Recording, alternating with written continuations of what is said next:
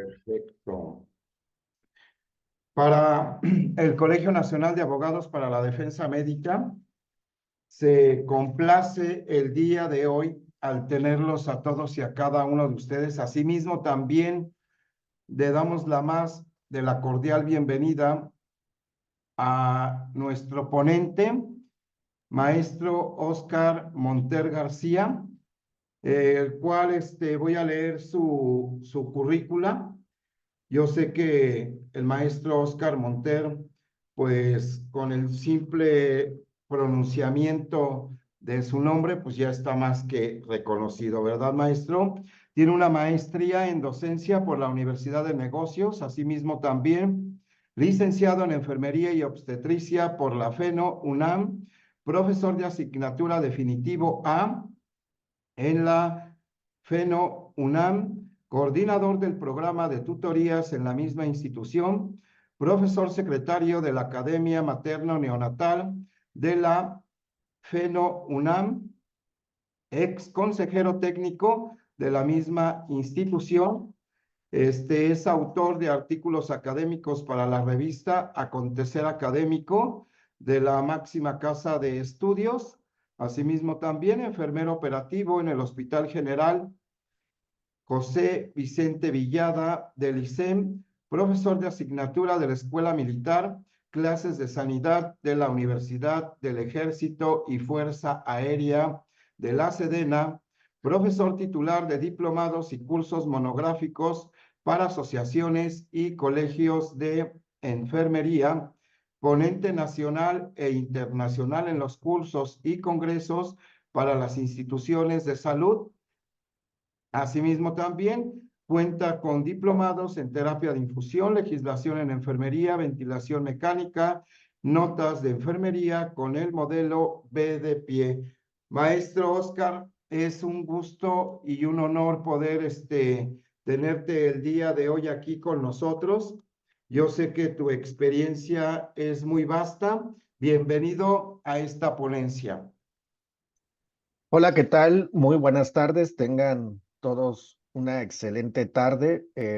Licenciado, es un placer estar en este espacio virtual y poder compartir con ustedes conocimientos y experiencias en torno a un protocolo de emergencia en la salud materno-perinatal, como lo es el Código Mater, ahora denominado desde el 2023 Código Mater Oro, y que más adelante vamos a hacer un comparativo entre el lineamiento técnico de triage obstétrico, Código Mater y equipo de respuesta inmediata con el nuevo lineamiento de la Secretaría de Salud en el Estado de México, que también sirve de referente para otros estados de la República en cuanto a su funcionamiento. Pues sean todos ustedes bienvenidos y bueno, licenciado, le dejo las palabras.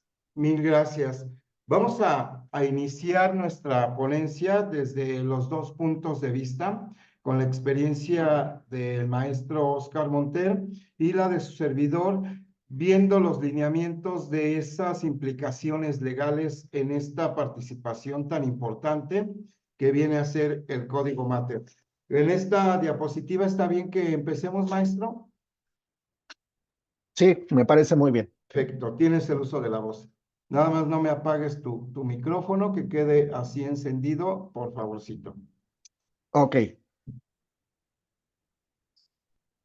Muy bien, pues vamos a iniciar con esta ponencia que tiene que ver con la muerte materna, que si bien es algo que preocupa a nivel nacional y a nivel mundial, pues tenemos estadísticas de mortalidad materna por parte de la Organización Mundial de la Salud.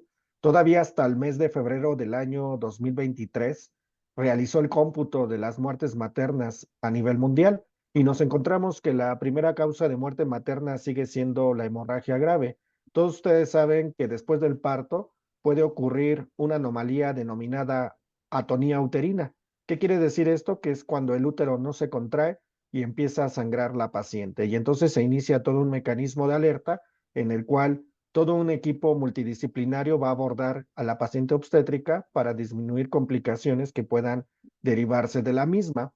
Como segunda causa de muerte materna, pues tenemos las infecciones después del parto. Si quisiéramos un análisis muy profundo, podríamos darnos cuenta que aparte de que la paciente cuando llega al control prenatal, pues es muy común que presente infecciones de vías urinarias, infecciones cervicovaginales, pero también es cierto que cuando la paciente pasa a una sala de parto, pues nos encontramos con que de repente el personal médico no se lava las manos ni siquiera para atender el parto o incluso no colocan correctamente los campos estériles alrededor de la paciente o ya se contaminó o los guantes ya tocaron parte de las heces fecales producto del pujo de la paciente, que eso es algo fisiológico y entonces la paciente vuelve a retornar al servicio de urgencias con procesos infecciosos que pueden llevarla a complicaciones como una sepsis materna y que por ende va a terminar en la terapia intensiva. Entonces, vámonos dando cuenta que nosotros también contribuimos como parte de estas infecciones y que de repente pues nos vamos a encontrar con que tenemos que estarnos capacitando constantemente en torno a las infecciones asociadas a la atención a la salud. Y tenemos como un tercer rubro que dice la misma Organización Mundial de la Salud, sigue persistiendo la preeclampsia y eclampsia, es decir, esta mujer que llega con hipertensión arterial, con presiones arteriales diastólicas por arriba de 90, 100 hasta 110, que esto genera una emergencia obstétrica que puede llevar a que la paciente pueda convulsionar. Incluso nos hemos dado cuenta que hay unidades de atención que refieren por sus propios medios a pacientes hipertensas. Ahora imagínense que la paciente a lo mejor no cuenta con un vehículo particular, a veces hasta tienen que esperar el camión para poder irse al hospital. Eso es algo muy lamentable porque el tiempo es oro y cuando llega la paciente a servicio de urgencias, pues nos encontramos que hasta convulsiona, vienen complicaciones y termina en la terapia intensiva. Entonces, aquí los datos de alarma durante el control prenatal deben ser muy insistentes y sobre todo en aquellas que tienen factores de riesgo que más adelante vamos a comentar. Número 4, las complicaciones en el parto. Nos hemos dado cuenta que a nivel mundial todavía sigue persistiendo técnicas o maniobras invasivas para que la mujer pueda parir. Incluso esta maniobra de Christeller, que la misma norma oficial mexicana 007 dice que solamente se debe utilizar solo cuando se tenga un fundamento claro del por qué lo voy a hacer. Sin embargo, cuando se realiza de forma rutinaria o no es la técnica correcta, puede llevar a complicaciones como ruptura del útero o incluso un desprendimiento de placenta o la muerte del producto. Entonces, esto todavía lo sigue presentando a nivel mundial. ¿Y qué decir de los abortos peligrosos? Aquí como que este último punto me llama mucho la atención porque aquí en México tenemos un programa de interrupción legal y voluntaria del embarazo. Se supondría que hoy en día toda mujer puede acceder a los servicios de salud con toda la confianza, con toda la seguridad de que el personal de salud pues no va a objetar, pero bueno, esto ya es tema de otro momento, licenciado, porque pues nos Así hemos es. dado cuenta que con estas disposiciones que ha emitido la Suprema Corte de Justicia de la Nación en torno a eliminar ese artículo que consideraba que el personal de salud no podía objetar o incluso o que podía objetar y que ahora en día pues le debemos de brindar la atención, quieramos o no, pero bueno, aún siguen persistiendo los abortos en todo el mundo. Pero bueno, vamos a pasar al panorama epidemiológico en México y pues nos vamos a dar cuenta que en México hasta la semana 6, es decir, hasta el día 13 de febrero, es decir, de este martes, nos encontramos con que la primera causa de muerte materna es la hipertensión arterial con 9 defunciones, que corresponde al 20%. La segunda causa de muerte materna en México es la hemorragia obstétrica, con 7 defunciones. Y observen la tercera, que es lo que les decía hace un rato, el aborto, con 5 defunciones. Estas usuarias probablemente no acceden a estos servicios que garantizan estos servicios y a veces se tienen que ir a clínicas particulares. ¿Por qué? Porque se sienten rechazadas, discriminadas y pues para ello pues prefieren mejor un servicio donde no sean interrogadas, no sean discriminadas, pero la realidad es que estos servicios probablemente no cuenten con una atención de calidad que pueda brindar con seguridad que esta paciente no va a morir cuando se le practique un aborto. Y bueno, tenemos las complicaciones del parto que ya les comentaba con 3 defunciones y sepsis puerperal 2 defunciones. ¿Por qué marqué con amarillo estas causas de muerte materna? Porque son las que comúnmente se vigilan a profundidad dentro de una área de cuidados intensivos, como que se le da mayor importancia porque es lo que comúnmente llegan las usuarias al servicio de urgencias obstétricas. Y bajo este panorama, que es muy desolador, como vamos a ver en la siguiente diapositiva, nos vamos a encontrar que hasta la sexta semana, que computa hasta el día 13 de febrero, nos vamos a encontrar con que le damos la siguiente diapositiva, por favor. Nos encontramos con que tenemos 45 defunciones a partir del 1 de enero de 2024 hasta el martes de esta semana, llevamos 45 defunciones. Y observemos que hay varios estados de la República, yo solamente coloqué 6, por supuesto que falta el restante. El estado de Guerrero lleva 4 defunciones, el estado de Jalisco 4 defunciones, Oaxaca 4 defunciones, el estado de Puebla 4, Veracruz 3 y el estado de México 3. Yo aquí sí quiero comentar que el estado de México casi siempre ha liderado las muertes maternas en todo el país. Hay que recordar que el Estado de México, pues, es el estado más grande de América Latina. Incluso hasta han denominado que el municipio de Catepec de Morelos, pues, es el municipio donde se concentra mayormente la población. Incluso hasta hay poblaciones de varios estados de la República que se asientan alrededor de la Ciudad de México para encontrar un trabajo y nos encontramos con estos problemas de migración, donde hoy en día pues ya contamos con hermanos haitianos. Incluso en el hospital me he percatado que la mayoría de estas mujeres del país de Haití quieren solicitar servicios de salud en México, que no se les niega, pero la mayoría de ellas ya vienen con complicaciones. ¿Derivados de qué? Pues del cambio de su país a otro, de altura, de problemas de altura, y la mayoría de ellas con preeclampsia. Hoy algunas son diabéticas gestacionales, algunas de ellas se complica el parto, y entonces la numeralia en el Estado de México se va a incrementar, porque observamos que la mayoría de los centroamericanos, pues ya en vez de seguir caminando hasta la Unión Americana, muchos de ellos se quedan ya en algunos estados de la República, pero más en el Estado de México, porque resulta que alrededor de la Ciudad de México, pues es donde encuentran empleo y es donde acceden a estos servicios de salud. Pero bueno, el número 45 nos dice que algo hay que hacer.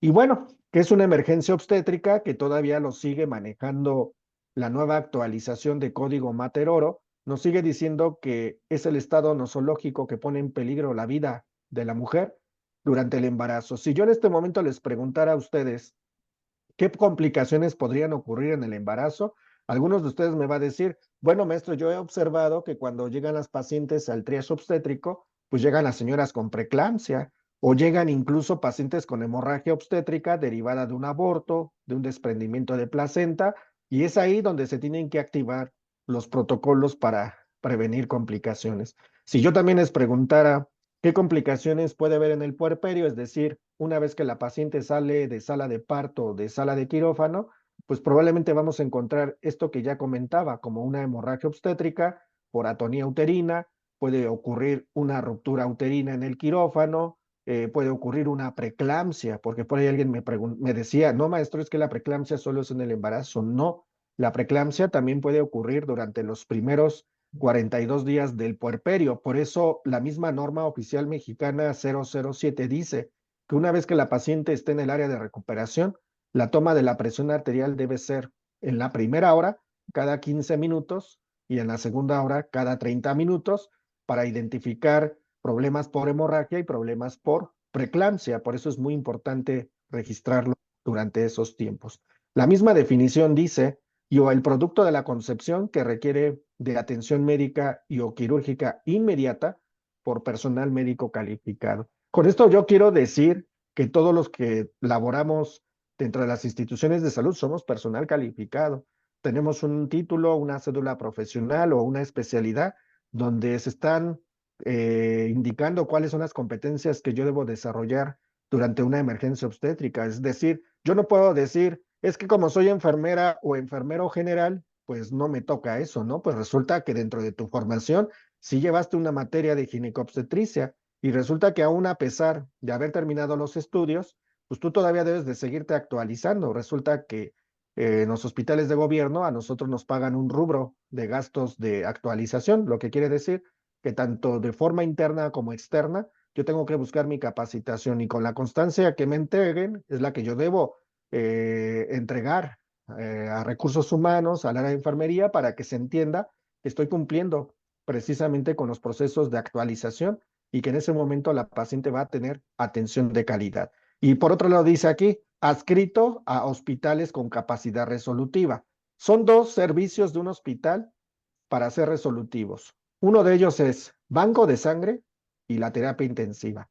Lo que quiere decir que si tu unidad no cuenta con estos servicios, por ende la paciente debe ser referida por los diferentes medios de transporte que vamos a comentar más adelante, porque también el mismo lineamiento señala que hoy en día pues tenemos que hacer uso de estos centros de transporte terrestre que fueron creados con esta finalidad de hacer el transporte oportuno a hospitales con capacidad resolutiva para atender la patología de que se trate.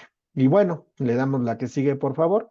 Y en ese sentido, vamos a ver que toda mujer embarazada tiene factores de riesgo. A lo mejor si en este momento yo preguntara qué es un factor de riesgo, por ahí alguien me diría, maestro, un factor de riesgo, pues es esta característica o circunstancia con la probabilidad de que ocurra un daño a la salud.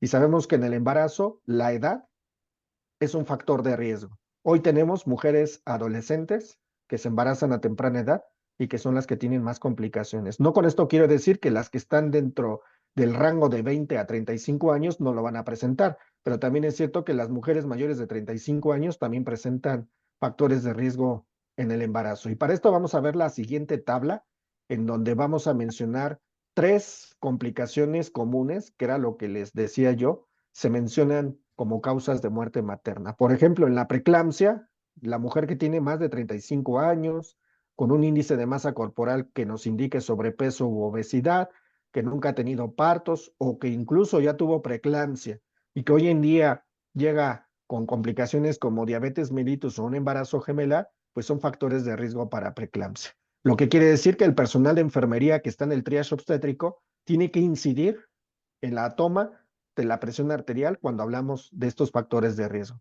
¿Y qué decir de la hemorragia obstétrica? Si yo les preguntara cuáles son las causas de la hemorragia obstétrica, alguien me va a decir, maestro, yo conozco las 4 Ts.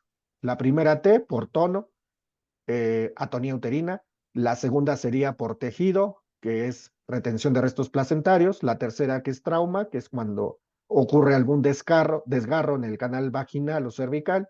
Y trombina, que son problemas de coagulación. Pero aquí tomáramos en cuenta un ejemplo de ello, podríamos decir que la mujer con multiparidad, es decir, esta mujer que ya tuvo 6 embarazos y 5 partos, esta mujer tiene un riesgo muy alto de presentar una hemorragia obstétrica y entonces yo me tengo que preparar para que en caso de que ocurra esta eventualidad, pues en ese momento estabilicemos a la paciente. ¿Y qué decir de la sepsis puerperal?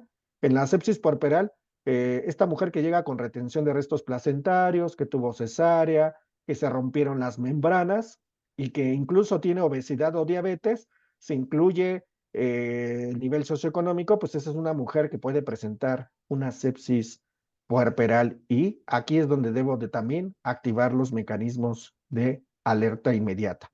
Entonces, vamos a ver que en la siguiente diapositiva nos vamos a encontrar con que el triage obstétrico nos va a servir para clasificar a la mujer de acuerdo a la gravedad. Aquí usted puede observar en la imagen este sistema de semaforización donde nos está diciendo que el color verde es una usuaria que puede esperar entre 15 a 30 minutos. El color amarillo nos dice que la mujer puede esperar hasta 15 minutos, pero el color rojo nos está diciendo que la atención es inmediata y que es aquí donde se debe activar código Mater Oro, donde un equipo de respuesta inmediata en obstetricia, que vamos a mencionar más adelante, que incluye ahora a 3 enfermeras y un médico general o urgenciólogo, van a participar dentro de una emergencia obstétrica. Y bueno, en la siguiente diapositiva nos vamos a encontrar con que el triage obstétrico pues es un proceso de valoración técnico-médico rápida de las pacientes obstétricas. Si alguien me preguntara, oiga maestro, ¿en cuánto tiempo debo hacer el triage obstétrico? Pues bueno, hay un tiempo estimado entre 3 a 5 minutos por paciente para realizar el triage obstétrico. Voy a usar el sistema de escalas que me va a permitir clasificarlas. Recuerden, no es por el orden de llegada, no es por el orden, no es porque la señora diga que tiene dolor, si no es clasificada por las causas de muerte materna, es decir, por preeclampsia, por hemorragia, por sepsis, pero por supuesto que si llegan las demás usuarias con algún otro tipo de problemática que no sean estas, pues las vamos a clasificar con otro color. Y bueno, en la siguiente diapositiva vamos a encontrarnos con que otorgar atención médica oportuna y de calidad a las usuarias del servicio de urgencias obstétricas. Voy a poner un ejemplo clásico. A veces ingresa la paciente con dolor tipo obstétrico al área de triage y es muy común observar cómo el personal de salud, en vez de iniciar a hacerle el triage, solicita documentación administrativa, es decir, señora, ¿trae la póliza de seguro popular? No, pues vaya por ella. Señora, ¿trae ultrasonidos? No, vaya por ellos. Señora, ¿ya hizo el trámite allá afuera? Vaya por él. O sea, yo creo que aquí la cuestión administrativa la puede hacer el familiar, si es que viene acompañado. Y en ese momento no retardar la atención a una mujer obstétrica que en ese momento pues está ingresando al servicio de urgencias y que por ende yo tengo que hacer la clasificación correspondiente. Y bueno, en la siguiente diapositiva nos encontramos con que hay varios elementos para evaluar a la paciente obstétrica a través de que a través de la observación, a través de hacerle preguntas y la parte también muy importante, la medición de los signos vitales. Con estos elementos podemos integrar el triage y poder clasificarla a través de este instrumento que ustedes pueden observar, que ya decíamos que tiene diferentes colores y que a continuación vamos a ver la primera parte que tiene que ver con la observación. Por ejemplo, aquí ustedes pueden observar del lado izquierdo de la pantalla, tenemos los criterios, ¿cuáles? Estado de conciencia, hemorragia, crisis convulsivas, respiración y color de la piel. Si ustedes se dan cuenta, el mismo instrumento te está diciendo que aquí viene una causa de muerte materna, por ejemplo, la hemorragia. En el caso de las crisis convulsivas, la eclampsia. Aquí no nos confundamos, porque a veces ha ocurrido en algunos hospitales donde me dicen, oiga maestro, pero cuando dice hay crisis convulsivas, ¿se refiere a que la paciente ya padecía de crisis convulsivas antes del embarazo o se refiere a crisis convulsivas presentes? No. Recuerden que es la paciente que llega ya con crisis convulsivas, que en ese sentido pues se refiere a un proceso de eclampsia. Y bueno, aquí en color rojo ya les dije, es la atención inmediata, en color amarillo pues puede esperar hasta 15 minutos y en color verde hasta 30 minutos. Nada más recuerden que el tiempo en el que pueda esperar esta paciente puede cambiar de un color a otro, porque puede ser que la paciente puede llegar con hipertensión y a lo mejor yo la clasifique en amarillo y a lo mejor en ese momento se convulsiona por esa hipertensión y entonces ahora la tengo que reclasificar en color rojo. Por eso hay que tener ahí mucho cuidado en lo que yo estoy señalando en el instrumento para evitar confusiones. Y bueno, en la siguiente lámina podemos observar qué debo preguntarle a la paciente. Si ustedes se dieron cuenta en la lámina anterior, venía hemorragia. De esa hemorragia, ¿qué voy a preguntar? Si es escaso, moderado o abundante. De esas crisis convulsivas, ¿están presentes? ¿Las estoy observando? ¿O la paciente sí presentó crisis convulsivas en su casa? Porque puede ser que a lo mejor convulsionó en casa y aquí en el hospital pues llegó en otro estado. Sí presenta datos de vasoespasmo como cefalea, acúfenos, fosfenos, epigastralgia, pues son datos de vasoespasmo que nos indica que la paciente está presentando una crisis hipertensiva. Ahora, ¿por qué no hay nada en fiebre, líquido amniótico y movimientos fetales? No hay nada en rojo porque resulta que una paciente con fiebre durante el embarazo se puede deber a muchos factores. Puede ser porque a lo mejor presenta infecciones de vías urinarias. Si la señora refiere salida de líquido amniótico, pues resulta que la paciente pues no es una emergencia porque solo se le hayan roto las membranas. Lo que sí puede ser, y que aquí marca en amarillo, es que a lo mejor por el número de horas que lleve esa paciente, pues puede llegar a presentar una infección. Ahora, movimientos fetales, aunque estos se hayan dejado de mover, yo no puedo activar código mater porque recuerden que va enfocado a la salud materna. Lo que aquí hay que hacer, pues sí, a lo mejor salgo, le coloco un tococardiógrafo en el abdomen, que la señora escuche los latidos fetales, de no escucharlos, pues aún así todavía tenemos tiempo para hacerlo, pero no representa una emergencia obstétrica porque aquí va dirigido única y exclusivamente a la salud materna. Y bueno, ¿qué decir de la siguiente diapositiva, donde encontramos los parámetros de los signos vitales? Aquí sí es muy importante que determinemos en qué momento voy a activar código Mater Oro. porque la paciente si llega con 160, 110 de presión arterial, pues el instrumento aquí me dice que lo debo activar. Pero ¿qué puede ser que si la paciente llega con 150, 100? Usted me va a decir, bueno, maestro, entraría dentro de color amarillo. ¿A poco la voy a dejar esperando ahí 15 minutos? Pues resulta que aunque la paciente tuviera 150, 100, pero tiene datos de vasoespasmo como cefalea, acúfenos, fosfenos, aún así la tengo que reclasificar en rojo.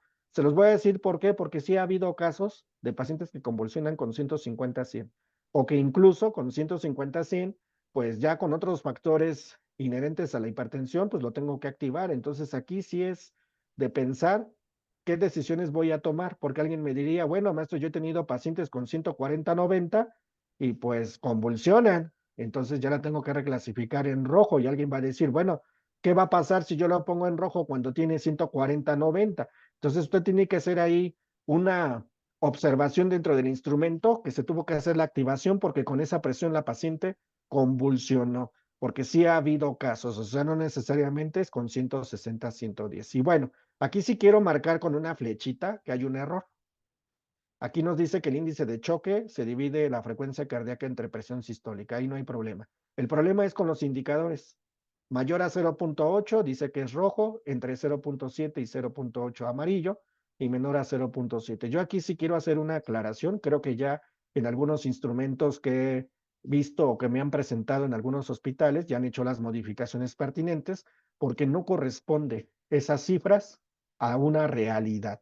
Incluso hasta aquí puede haber confusión porque aunque yo marcara mayor a 0.8, pues resulta que no es un mecanismo de alerta.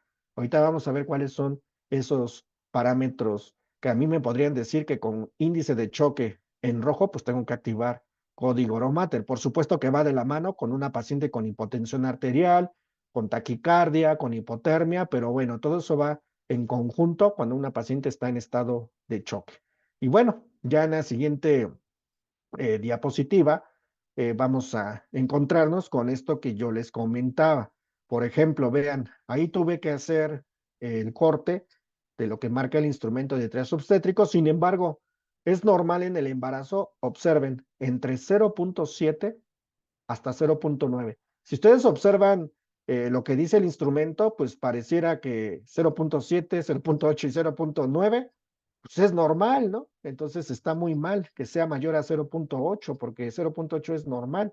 Lo que ya no es normal es que sea por arriba de 0.9 o 1. Por eso también es muy importante revisar las actualizaciones de los índices de choque en algunas revistas de urgencias críticas, que es donde he tomado la referencia, incluso hasta del Instituto Nacional de Perinatología, para que nosotros podamos hacer un análisis de que a veces los instrumentos tienen errores y eso puede llevar a activaciones innecesarias.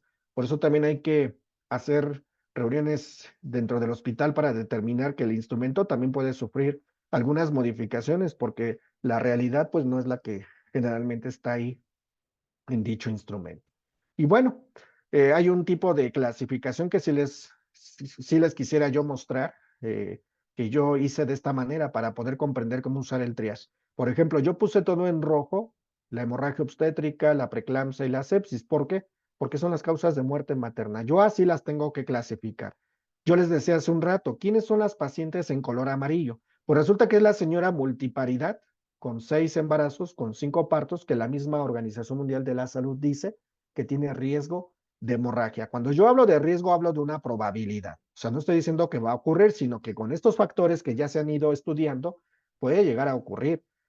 ¿Quién más? La señora con ruptura prematura de membranas, la señora con ausencia de movimientos fetales o el producto óbito que hablamos de muerte fetal. Estas últimas dos se refiere a riesgo de infección, porque sabemos que una vez que se rompen las membranas puede ocurrir un mecanismo antígeno-anticuerpo, una reacción inflamatoria y en ese momento puede ocurrir la infección. Y las señoras de color de verde, pues son las señoras con embarazos sin factores de riesgo aparente, que pueden venir con o sin trabajo de parto, y observen a la señora con multiparidad.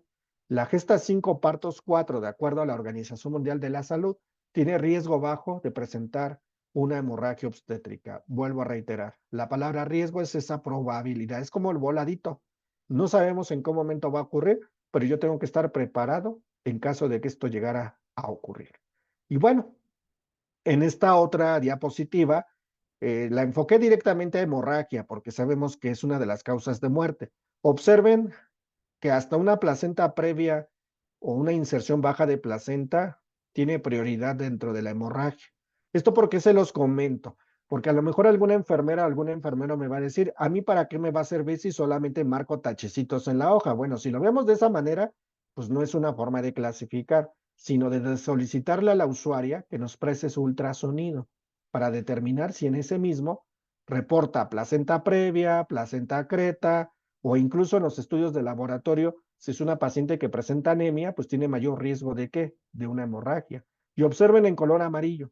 Aquí otra vez aparece la señora con multiparidad, con 5 partos o más, la inserción de la placenta de forma normal, es decir, que no está insertada donde debiera de estar, o la señora que llega con incisiones uterinas previas, producto de una cesárea, se quedan en amarillo por el riesgo de hemorragia. Y observen dónde quedan las de color verde por hemorragia, por los embarazos únicos, la inserción de la placenta normal y esta señora que tiene menos de 5 partos.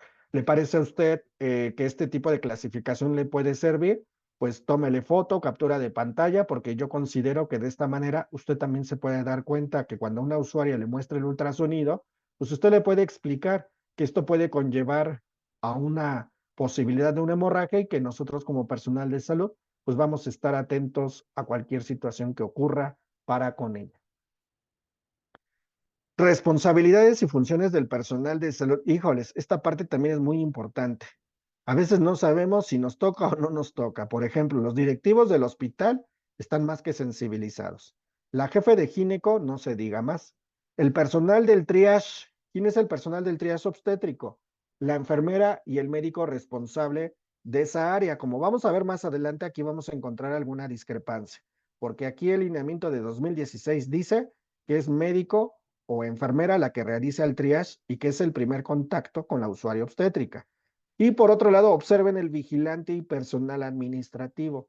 El vigilante, como sea, no tiene la facultad para decirle a la paciente que no se le puede dar la atención. El policía tiene competencias específicas para la vigilancia intrahospitalaria, pero también es cierto que el vigilante, como ahorita lo vamos a ver, tiene algunas responsabilidades para con la paciente obstétrica y aparece aquí también la figura del camillero. Y bueno, hablando en temáticas del vigilante y del personal administrativo, como lo vamos a ver en la siguiente diapositiva, nos vamos a dar cuenta que el vigilante pues debe recibir a la paciente quien llega por sus propios medios o en ambulancia. Dice aquí que si la paciente puede caminar, la puede orientar o ubicar el servicio de triage obstétrico. Si la paciente no pudiera caminar, va a buscar de forma expedita un medio de transporte adecuado, por ejemplo, silla de ruedas o camilla, que facilite el ingreso de la paciente al área de triage. Esto generalmente no lo sabe el personal de vigilancia. Yo considero que cuando den sus cursos de capacitación o cuando me inviten a sus espacios hospitalarios, inviten a los policías. Apenas hace una semana tuve un curso por acá en el municipio de Coacalco, Estado de México, y me sorprendió que los vigilantes estuvieran dentro de la capacitación. Más que sorprendido, yo decía, es que sí es importante que estén aquí, pero sí me sorprendía que el personal del hospital los incluyera, porque resulta que ellos, pues son los que también son primer contacto con los pacientes, y entonces cuando identifican a la paciente obstétrica, bajo estos términos de responsabilidad, pues ellos ya saben qué hacer, ¿no? Y entonces nos pueden auxiliar en cuestión de acercarle la silla de ruedas, o de acercarle una camilla y orientar a la paciente al servicio de triage obstétrico. Es cierto que ellos también tienen otro tipo de competencias, pero cuando hablamos de un contacto, pues hablamos de qué es lo primero que se acercan las usuarias obstétricas con ellos. Y bueno, vamos a ver en la siguiente diapositiva, pues un escenario de triage obstétrico con varios casos clínicos, que si bien solamente voy a mencionar algunos de ellos, como una paciente de 34 años con 2 cesáreas, es su tercer embarazo que llega con contracciones. Si ustedes se dan cuenta, ya 2 cesáreas nos da el riesgo de una hemorragia. Por eso se les explica a las señoras que una tercera cesárea implica el riesgo de que pueda presentarse una hemorragia obstétrica, una histerectomía o complicaciones como pérdida de volumen, como un choque hipovolémico. Entonces, yo aquí a esta paciente, no sé ustedes, yo la pondría en color amarillo porque tiene riesgo de hemorragia. La segunda señora, que es una señora de 27 años con 6 embarazos, 5 partos, que viene con 38 semanas, yo en lo personal, no sé usted, yo también le daría color amarillo porque se acuerda que en la lámina anterior, la señora con más de 6 embarazos, la que dejábamos en color amarillo por el riesgo de hemorragia. Número 3, hay una niña de 14 años. Ya tuvo un parto, fue su primer embarazo, está cursando el puerperio mediato, lo que quiere decir que está entre el segundo día hasta el séptimo día, pero resulta que la señora tiene dolor tipo cólico, tiene sangrado fétido, pero observen sus signos vitales, la presión 90-50, la frecuencia cardíaca de 110, una frecuencia respiratoria de 25 y la temperatura de 39 grados, que nos está diciendo que está en un proceso infeccioso. Yo a esta paciente la pondría en color rojo porque sabemos que es una paciente que puede presentar una sepsis materna. Si hiciéramos todo un interrogatorio, nos daríamos cuenta que probablemente esta paciente poco cooperó durante el parto o probablemente en el embarazo cursó con infecciones que la llevó a ruptura y que ahora está llegando con estas características de un sepsis materna, color rojo. Luego el 4 yo le daría, como ven ustedes, es una primigesta de 35 años, tiene presión 160-110.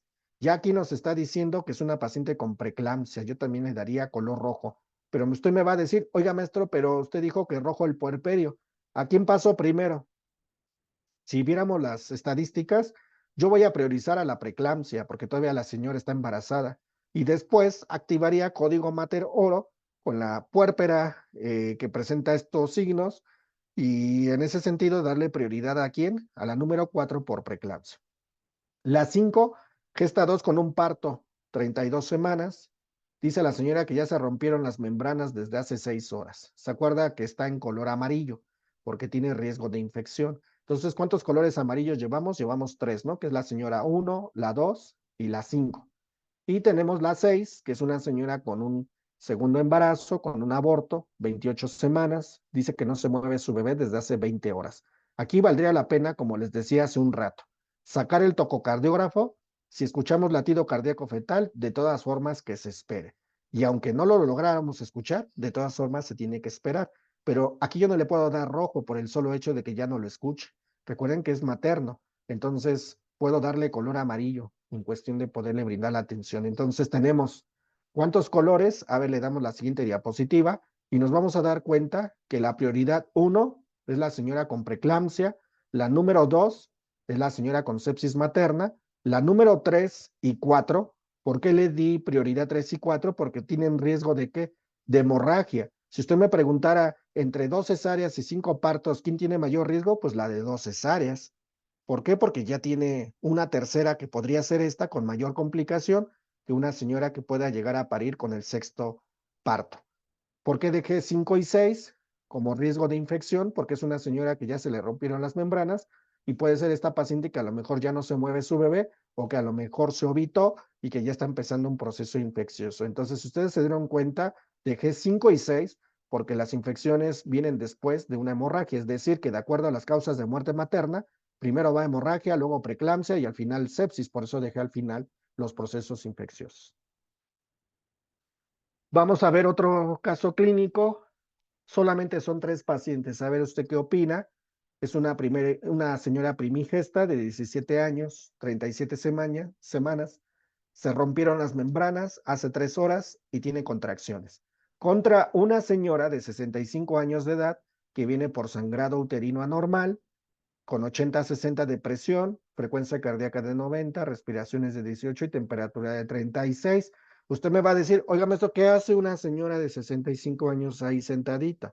Pues resulta que es un servicio de ginecobstetricia, pero es una paciente que presenta sangrado. Puede ser que a lo mejor la paciente esté protocolizada por miomatosis uterina, pero que en este momento está sangrando. Y tenemos a la número 3, que es una primigesta de 21 años con un embarazo ectópico roto. ¿Qué quiere decir ectópico? Que el embarazo se desarrolló fuera del, del área donde se debía de desarrollarse y que por ende puede ser a nivel de las trompas uterinas, pero que aquí ya está roto y que presenta la paciente 90-60, cardíaca de 88, respiratoria 20 y 36. Si nosotros clasificáramos a las pacientes, si en este momento usted sabe cómo los podría ordenar, vamos a ver la siguiente diapositiva. Así quedaría. Dense cuenta que el número 1 en rojo es la que yo pasaría, la del embarazo ectópico, porque es una paciente que por términos de definición de embarazo tengo que dar prioridad. Pero si usted se da cuenta, la señora de 65 años la puso en blanco. Quiere decir que no la voy a dejar ahí sentada. Le puedo dar una camita o una camilla, perdón, la puedo poner un acceso venoso, puedo tomar muestras, le puedo poner oxígeno, pero quien tiene mayor prioridad es la señora obstétrica, ¿eh? Y número 2, pues obvio, la señora con ruptura, porque hablábamos que todo lo amarillo es de riesgo, de probabilidad. Por eso queda en este orden. Le damos la que sigue. A ver qué opinan de estos casos. Una señora de 34 años con una cesárea, 36 semanas con ruptura, una gesta 4 con 3 partos, solo viene por contracciones. La señora gesta 2, parto 1 de 32 semanas con ruptura de membranas. Y la señora de 28 años con un aborto previo, pero ya viene con sangrado transvaginal. A ver qué piensan todos ustedes. Hagan de cuenta que si llegan así las pacientes a la área de triage obstétrico, recuerden que las debemos de clasificar de acuerdo a las causas de muerte materna. Y vamos a ver en la siguiente diapositiva cómo podrían quedar. Miren, aquí puse número 1, la señora con un aborto con sangrado transvaginal abundante, porque recuerden que en el formato de triage, sangrado transvaginal abundante, pues aparece ahí y con estos signos vitales, pues la paciente tiene riesgos, ¿no? Y observen que la número 2 y la 3 son amarillos, pero observen que la de 34 años con una cesárea, con ruptura de membranas, pues ya por el solo hecho de tener una cesárea previa tiene riesgo de hemorragia. Y observen la número 3. Sí, también tiene ruptura de membranas, pero tuvo un parto. Y aunque el producto esté prematuro, recordemos que la señora con mayor riesgo de hemorragia contra la de infección, pues le voy a dar prioridad a la de hemorragia. Entonces, verde, vean la de verde, pues es la gesta 4, partos 3, como lo dice la OMS, la que menor tiene riesgo de hemorragia, pero que de todas formas hay que estar vigilando cuando esté en trabajo de parto. ¿En qué escenarios voy a activar código Mater oro? Que en ocasiones no se activa de forma correcta. Por ejemplo, si tengo una paciente en la consulta externa con 160-100, tengo que activar código Mater. ¿Por qué? Porque es una paciente con hipertensión arterial. Pero sí voy a activar código Mater oro, pero no en la consulta, porque en la consulta no tengo una camilla, no tengo una sala de choque. Entonces la activación la tendría que hacer en el área de choque. ¿Puedo activar código oro mater en triage? Sí, pero recuerden que si es una mujer que llega en periodo expulsivo, es decir, una paciente que está pujando, no tiene caso activar código mater, ¿eh? Es una señora que viene en un proceso expulsivo, que es algo fisiológico, pero que no requiere la activación. Pero observen esta paciente que hace una hemorragia obstétrica por atonía y que está en el área de recuperación. Ahí sí tengo que activar código mater oro. ¿En dónde más? En la terapia intermedia de gineco, pero observen que si ya la paciente ya está hospitalizada en una terapia y en ese momento tiene 140-100, pues no tengo que hacer la activación de código Mater oro. Lo único que se debe hacer es un ajuste del antihipertensivo, porque luego a veces activan código Mater oro con una presión de 140-100 y cuando le preguntan a la enfermera o al enfermero si le dio su medicamento, resulta que no se lo ha dado porque tiene más pacientes. Entonces hay que esperar a darle el tratamiento, esperar 30 minutos, obviamente medidas anticonvulsivas como puede ser disminuir el ruido externo, disminuir la luz, ¿verdad? Para que eso contribuya a bajar la presión arterial. Y observen en quirófano lo que pasa. Una señora con 3 embarazos, 2 cesáreas, pero en ese momento ocurre una ruptura uterina. Ahí sí tengo que activar código Mater oro. Entonces hay que tener mucho cuidado en la activación de los mecanismos de alerta porque primero hay que identificar la causa que se está presentando en el momento para poder hacer dicha activación. El coco de enfermería, la farmacología. Vamos a ver en la siguiente diapositiva. Hoy en día, sí quiero comentarles que hay 2 cajas obstétricas, ustedes las conocen muy bien, la caja de color rosa y la caja de color guinda o caja de color roja. En la nueva disposición o en la nueva implementación del código Mater Oro, ya no hablan de cajas obstétricas, solamente hablan de medicamentos que se utilizan durante las emergencias obstétricas. Ahí me queda la duda porque no se menciona para nada las cajas obstétricas. Sin embargo, como ella hace referencia a que debemos de utilizar el instrumento de 2016, pues en el instrumento de 2016 sí nos habla de cajas. Y en ese momento voy a decirles qué medicamentos figuran en la caja de hemorragia obstétrica. La oxitocina, la ergonovina, la sintometrina ya no figura dentro de la nueva actualización, carbetocina y misoprostol. Lo que quiere decir que solamente hoy en día 4 medicamentos de primera línea son los que vamos a utilizar cuando una paciente presente una hemorragia obstétrica. Esto era lo que mencionaba la guía de práctica clínica para el diagnóstico y tratamiento de la hemorragia posparto 2021, donde nos decía que podríamos utilizar 5 medicamentos, si no es que hasta 6 medicamentos de línea: oxitocina, ergonovina, sintometrina, que ya les dije que ya salió del cuadro, carbetocina, misoprostol y el ácido tranexámico, que es el que se agrega a la nueva actualización. Y no solo el ácido tranexámico, también vamos a ver que para la preeclampsia se agrega el abetalol.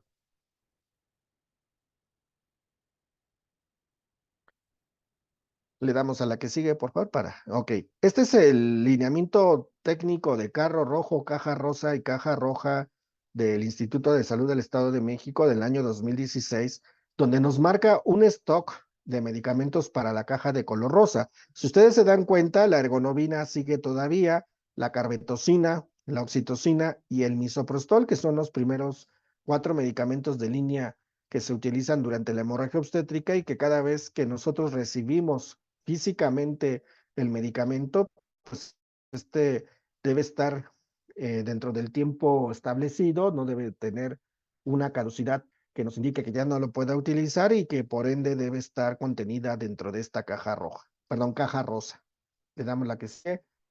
Este es para la preeclampsia, eclampsia. Les he de comentar que en la nueva actualización sigue estando presente la hidralacina, que es un antihipertensivo, el sulfato de magnesio, que es un electrolito que se utiliza para prevenir las crisis convulsivas, el nifedipino, que también es otro antihipertensivo muy utilizado en la paciente que llega con crisis hipertensiva y que también se utiliza como protocolo para la amenaza de parto prematuro. Tenemos la fenitoína sódica, que también es otro anticonvulsionante, y el gluconato de calcio, que también se utiliza como medicamento antagonista para el sulfato de magnesio en caso de que la paciente se llegara a intoxicar. Por eso es muy importante que el personal de enfermería esté actualizado en farmacología de medicamentos utilizados durante la emergencia obstétrica, porque hasta un error en cálculo o en dilución de cada uno de estos medicamentos, pues hay una responsabilidad de la cual nos va a estar hablando más adelante el licenciado Alfonso. Esto es lo que les decía en la nueva actualización de 2023, porque se fijó en diciembre de 2023, aparece que el sulfato de magnesio está vigente, pero hay que preparar 4 gramos de sulfato aforados en 250 mililitros. Puede ser de solución glucosa al 5% o de solución Harman, y lo voy a administrar en un tiempo de 20 minutos. Y posterior a ello voy a preparar 10 gramos de sulfato de magnesio más 900 mililitros de solución glucosa y voy a pasar 100 mililitros por hora. Sí o sí debo utilizar bomba de infusión, porque recordemos que el sulfato de magnesio puede llevar a la paciente a depresión respiratoria. Puede ser que alguien aquí me diga, maestro, es que en mi hospital no alcanzan ni las bombas. Pues bueno, usted recordará que en la escuela nos enseñaron a calcular el goteo. Y por otro lado, el tipo de catéter que utilicemos para con estos pacientes debe estar en una zona donde no exista la flexión, porque de lo contrario, este medicamento se va a suspender porque resulta que la paciente tiene flexionado su brazo y no está pasando el medicamento. Por eso de estar en una zona libre de flexión.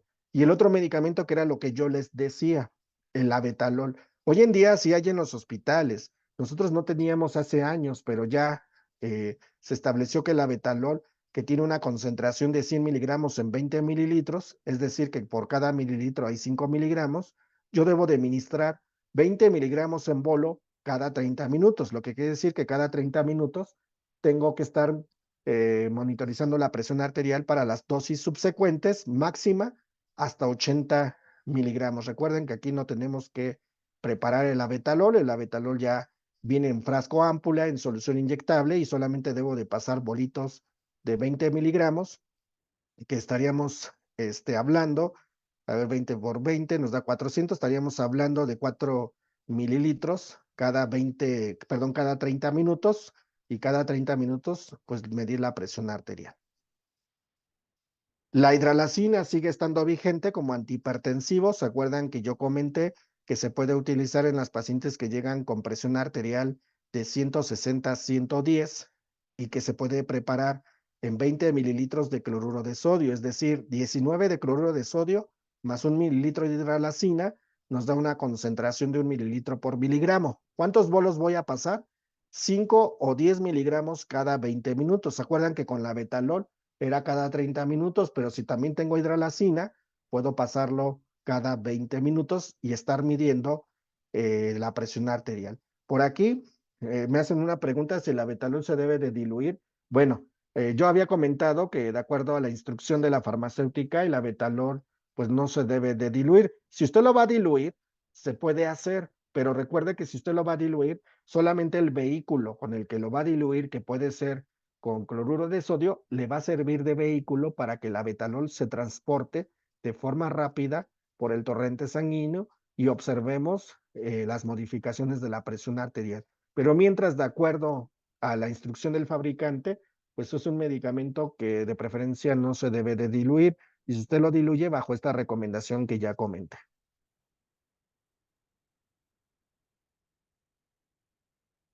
Me preguntan aquí, hasta antes de avanzar, dice, ¿se puede combinar una dosis de...? Bueno, las vamos a contestar al finalizar, ¿les parece bien? Para que así no me vaya teniendo en cada pregunta. Pero bueno, ahorita les voy dando respuesta a cada una de sus dudas. La caja roja que les decía yo, ya no se llama caja roja. Caja roja era en el 2016 bajo este lineamiento de carro rojo, caja rosa y caja rosa. Perdón, caja roja. Hoy ya se llama caja guinda, pero bueno, no se entiende por qué todavía le seguimos dejando un color que ya no se debería de siquiera de existir, pero bueno, yo lo dejo aquí roja porque todavía hay hospitales que manejan roja para preeclampsia, sulfato de magnesio, vean, bicarbonato, gluconato, nifedipino, hidralacina, fenitoína, furosemide, dexametasona, y observen, fíjense ya el abetalol ya estaba desde 2016, o sea, ya pasaron 8 años, pero resulta que el abetalol por escrito, porque físicamente nunca lo vimos. La realidad es que nunca lo vimos. Por eso es que hoy en día ya tenemos, pero hasta hace apenas un año, pero nunca tuvimos el abetalol. Ya saben ustedes, por cuestiones de costo, ¿no? Entonces, por eso yo creo que también no contábamos con él. Híjoles, no se ve bien aquí la diapositiva, pero les presento el anexo número 4 de la nueva actualización de código Mater Oro. Aquí nada más indica cuáles son los medicamentos que se deben de utilizar tanto para preeclampsia como para hemorragia. De hecho, están enlistados de esta manera. Incluso no está dividido en cajas, que hubiera sido lo ideal en esta nueva actualización, porque en esa capacitación que yo revisé, no mencionan cajas obstétricas, nada más enumeran que existe diazepam, que existe hidralacina, que existe nifedipino, que existe furosemide, que existe dexametasona, sulfato de magnesio. ¿Se acuerda que estos los vimos en la caja de color roja o guinda para preeclampsia? Pero observen que después aparece ergonovina, aparece fitomenadiona o vitamina K, aparece por acá carbetocina, ácido tranexámico, fibrinógeno, por acá aparece oxitocina y misoprostol. Si ustedes se dan cuenta, todos estos medicamentos están enumerados, pero cualquiera podría confundirse, porque hoy en día me van a decir, bueno, maestro, ¿ya para qué 2 cajas si puedo tener una caja con este listado de medicamentos? No sería lo correcto, porque por eso luego existen confusiones. Lo ideal es tener una caja para preeclampsia,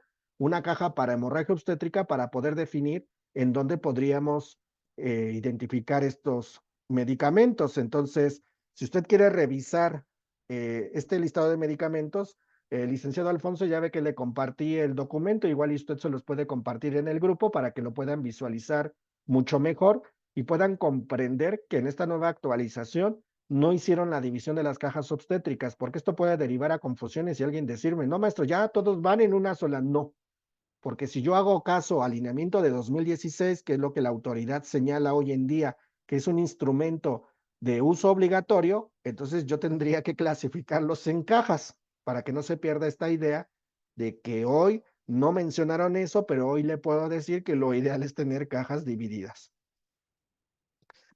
Código Mater, ¿se acuerda usted?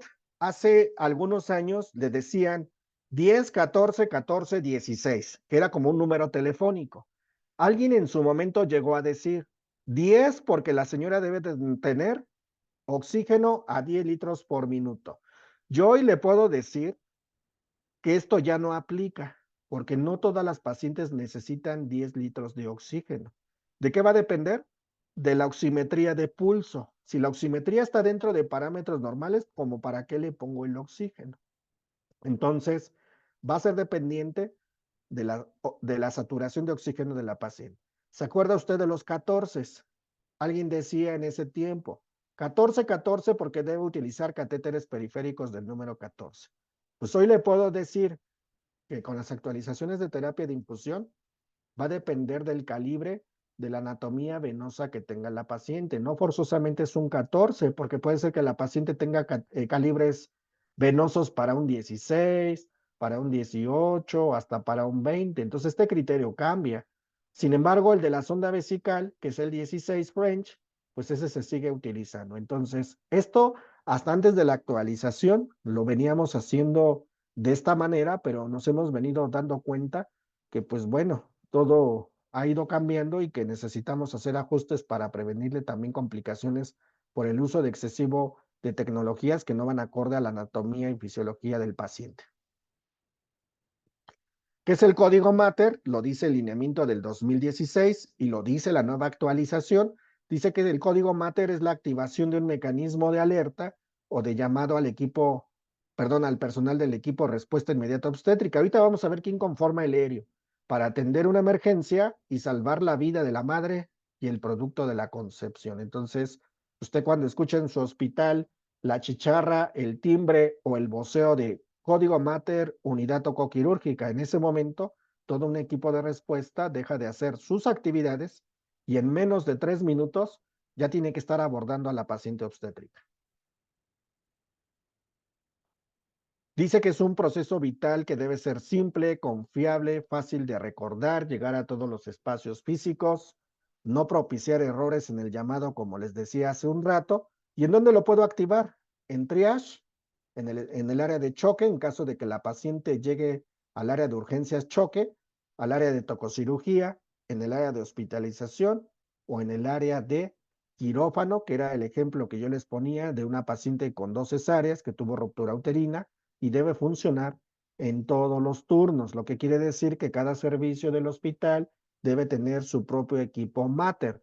Aquí nada de que como equipo Mater es de la Toco, pues estos se deben presentar a cualquier área, no, porque entonces estarían dejando sus actividades, sus labores, por ir a atender a otro servicio donde si bien se podría conformar de igual manera. Entonces cada servicio debe tener su propio equipo Mater. ¿Quién no debe vocear? Perdón, el equipo de voceo o alerta sonora, pues debe permitir la comunicación de emergencia.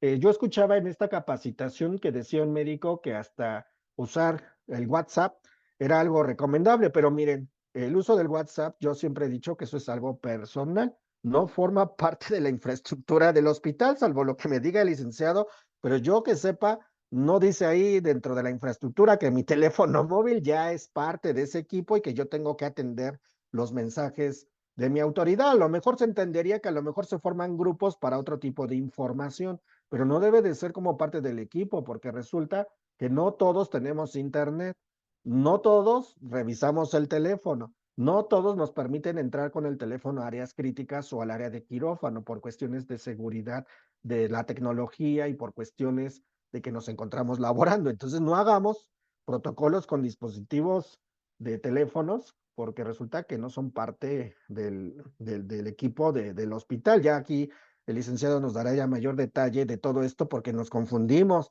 Y entonces como dicen, es que no atendiste el código Mater porque hasta te mandé como 20 mensajes. Pues sí, pero estoy trabajando. y no voy a estar atendiendo los mensajes. Y si los atiendo, entonces no estoy trabajando que porque estoy viendo el teléfono. Entonces, miren, esto lleva a innumerables confusiones. Perdón, y además también el utilizar el propio dispositivo y entrar a una área donde pues deben de existir pues campos estériles, podríamos conllevar a una infección, puesto que el celular pues es un foco de infección. Entonces, ante ello, pues sí caeríamos en una responsabilidad por la cuestión de la propia infección. Gracias, maestro. Prosigue, por favor. Sí, muchas gracias por la aportación, licenciado, en efectivo, ¿no? Por ser un FOMITE, por estas cuestiones de las infecciones asociadas a la atención y que en estudios numerosos han identificado miles de microorganismos en los dispositivos móviles, ¿no? Inclusive ni siquiera tenemos esa tarea de desinfectarlo con las toallitas húmedas o tener ahí material que pueda disminuirlo. Pero bueno, les damos, eh, no estoy seguro, licenciado, pero acá por estos rumbos se activó la alerta sísmica. No sé si usted tenga información por allá. Sí, se activó la alerta, sí, Vamos a dar 5 minutos, licenciado, para que sí, tomemos las claro. medidas de protección civil. Sí, porque sí se está activando. A ver, Si por alguna causa o razón, se llega a ver un movimiento telúrico, cancelamos aquí la clase y la seguimos el próximo sábado. Les mando un nuevo enlace y continuamos con la segunda parte, sin ningún problema. si quiere, licenciado, activamos los protocolos. Si vemos que todo está bajo calma, regresamos, pero si vemos que esto lleva a otro momento, hacemos el comentario pertinente. Entonces salimos Ah, todos, por favor. muy bien, voy a apagar mi audio y mi video y en 5 minutos, cualquier cosa, estamos aquí.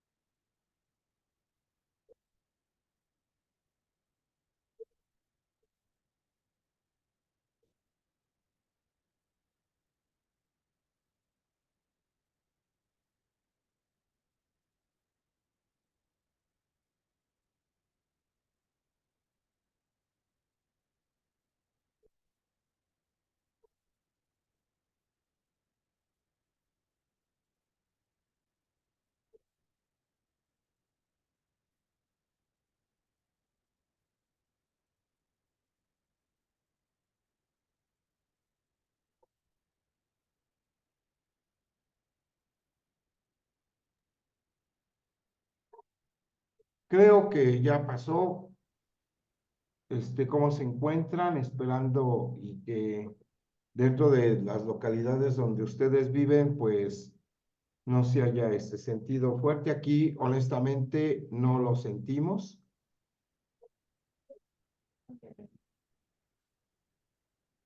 Perfecto. Compañeros de Guerrero, ¿están bien? Parece ser que de allá viene el movimiento telúrico. Vamos a esperar un momentito.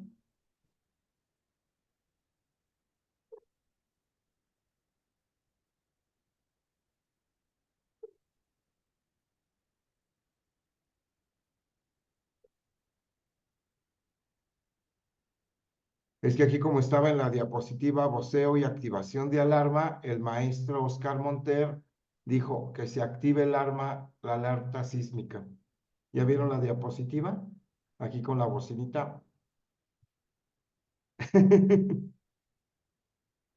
Ya regresé aquí, licenciado. Parece que o fue una falsa alarma, pero sí, sí vi a la gente que estaba aquí afuera. No sé allá por allá cómo están todos. Muy bien. Aquí no se sintió. No, pues parece que no, no veo que se mueva algo, pero sí atendí la indicación de que saliéramos, pero pues no, yo no veo, ni siquiera se activó el Sky Alert, que es el que luego nos pone al tanto del sismo, pero ya por acá nos dicen que todos parece que está todo bien por allá. No sé si alguien lo sintió, el temblor, por acá dicen que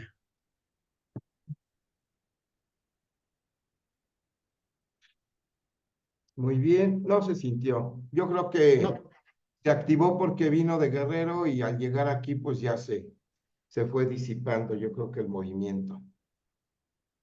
bueno, pues, pues vamos a continuar. Claro Esperemos que que sí. todos estén bien.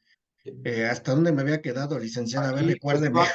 tú activaste la alarma, mira, fíjate, Ah, de boxeo y ándele. activación de alarma. Ándele, sí. Sí, en efecto, va, se hace la activación a través de una alerta luminosa, sonora. Ya decíamos que esto de los dispositivos móviles no es lo correcto, sino utilizar los dispositivos que se generan dentro de la institución, porque luego creemos que por generar iniciativas propias, ahora resulta que es obligatorio hacerlo, cuando en realidad ni siquiera está discutido sobre la mesa. Bueno, vamos a ver la siguiente diapositiva Claro. en el sentido de entender quién es el responsable de la activación de alerta código Matter. Aquí dice el lineamiento del 2016, que es cualquier médica o médico, enfermera, enfermero, que detecte datos de alarma en la paciente obstétrica, clasificadas como color rojo. La nueva actualización ahora dice que sí lo puede hacer el personal médico, que sí lo puede hacer el personal de enfermería, pero que en ese momento, si detecta los datos de alarma, pues no disminuya el tiempo en la atención y sin embargo que se actúe de forma inmediata. Ha ocurrido en algunos hospitales donde de repente el personal médico reprende a los enfermeros. ¿Por qué lo activaste si yo no estaba aquí? Ahora tú eres el que lo va a hacer y entonces no se entiende ¿por qué el médico regaña al personal de enfermería cuando enfermería lo entiende bien, que es para salvaguardar la vida de la paciente obstétrica? Ahora que si esperáramos a que llegara el médico, pues entonces esa paciente se complicaría e incluso hasta podría llegar a la muerte porque no estamos haciendo las cosas como deben de ser. Yo tengo un criterio y mi criterio dice que debo salvar una vida y debo de utilizar todos mis conocimientos, toda mi práctica en beneficio de la salud de una persona. Ahora que no haya llegado el otro elemento, pues ya es ahí una cuestión de responsabilidad, pero mientras yo actúe conforme a mis principios éticos de salvaguardar la vida de una usuaria, sin importar que el otro elemento haya llegado y que de cierta manera esto, pues, de repente confunde a muchos porque dice que no se debe activar hasta que esté el médico o que el médico es el que lo debe de hacer, cuando en realidad la mayoría de las activaciones que hace enfermería son las más correctas porque en ese momento saben que la paciente pues está presentando complicaciones. Y bueno, Claro. ya en la siguiente, Y aquí, ah, ¿qué es lo que en muchas de las ocasiones ocurre en estos servicios? Porque a veces no hay médicos y a veces la indicación es no rechacen a la propia paciente. Si tú como enfermero o como enfermera, al no haber médicos y al ver este caso de urgencia en el semáforo del triage y no lo activas, si la paciente se te llega a morir, estás bajo una responsabilidad tanto penal, civil y administrativa. Entonces, de acuerdo a tu conocimiento, de acuerdo a tu expertise, de acuerdo a tu preparación, en muchas de las ocasiones el personal de enfermería atiende los partos por no caer en una responsabilidad legal, aun y cuando el médico está ausente.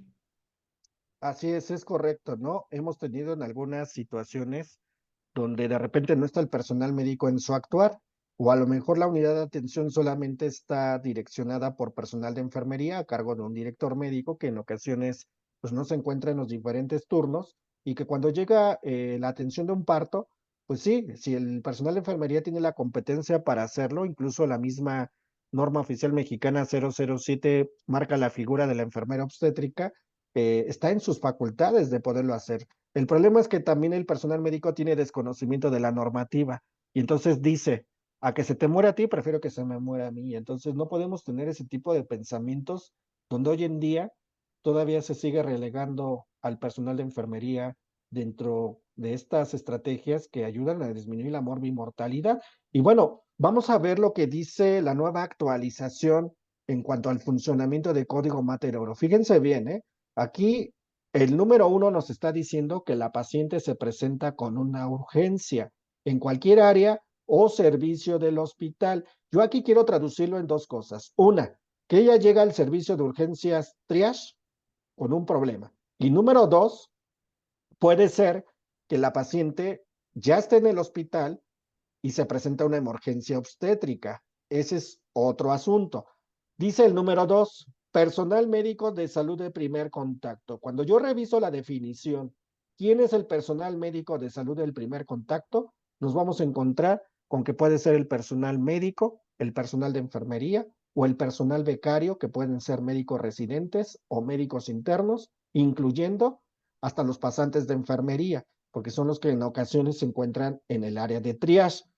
En el lineamiento que yo les decía de 2016, era claro y conciso al decir solamente licenciados en enfermería capacitados y médico. Pero ahora nos encontramos con que esta nueva actualización dice, cualquiera de los que ya te mencioné pueden hacer la clasificación del triage. Nada más que aquí la pregunta sería, ¿en el triage obstétrico vamos a tener a un médico residente, a un pasante de enfermería, a un médico interno? Yo difícilmente lo veo que quiera estar en el triage obstétrico, porque aquí dice, recibe a la paciente quien realiza el triage, la clasifica en código rojo y activa código Mater Oro mediante voceo, alerta sonora, luminosa o medios electrónicos, que era lo que yo les decía, lo de los medios electrónicos de alerta disponibles en la unidad médica. Esa es mi pregunta, porque si el lineamiento técnico del 2016, licenciado, dicen ellos que es obligatorio utilizarlo, ¿por qué ahora nos dicen con esta nueva actualización que ahora cualquier personal médico de primer contacto lo puede hacer? Entonces yo le tendría que decir al médico residente, oiga, le toca el triage, porque aquí dice el lineamiento que usted también puede hacer triage, no solamente yo, pero resulta que si yo me voy al lineamiento de 2016, pues es la enfermera obstétrica o perinatal quien debe realizar el triage. Y no solamente ellas dos, porque también dice ahí que cualquier personal de enfermería capacitado en torno al protocolo puede estar en esa área. Ahora veamos la figura 3, que es lo que hoy en día enfoca mucho esta actualización y dice que va a asegurar la vía aérea. Aquí, licenciado, quiero hacerle un comentario. Antes quien aseguraba la vía aérea era el personal de enfermería, mediante la utilización de varios dispositivos de alto o de bajo flujo. Sin embargo, ahora dice que aquí el médico general o el médico urgenciólogo lo puede hacer, incluso hasta acompaña a la paciente en el traslado.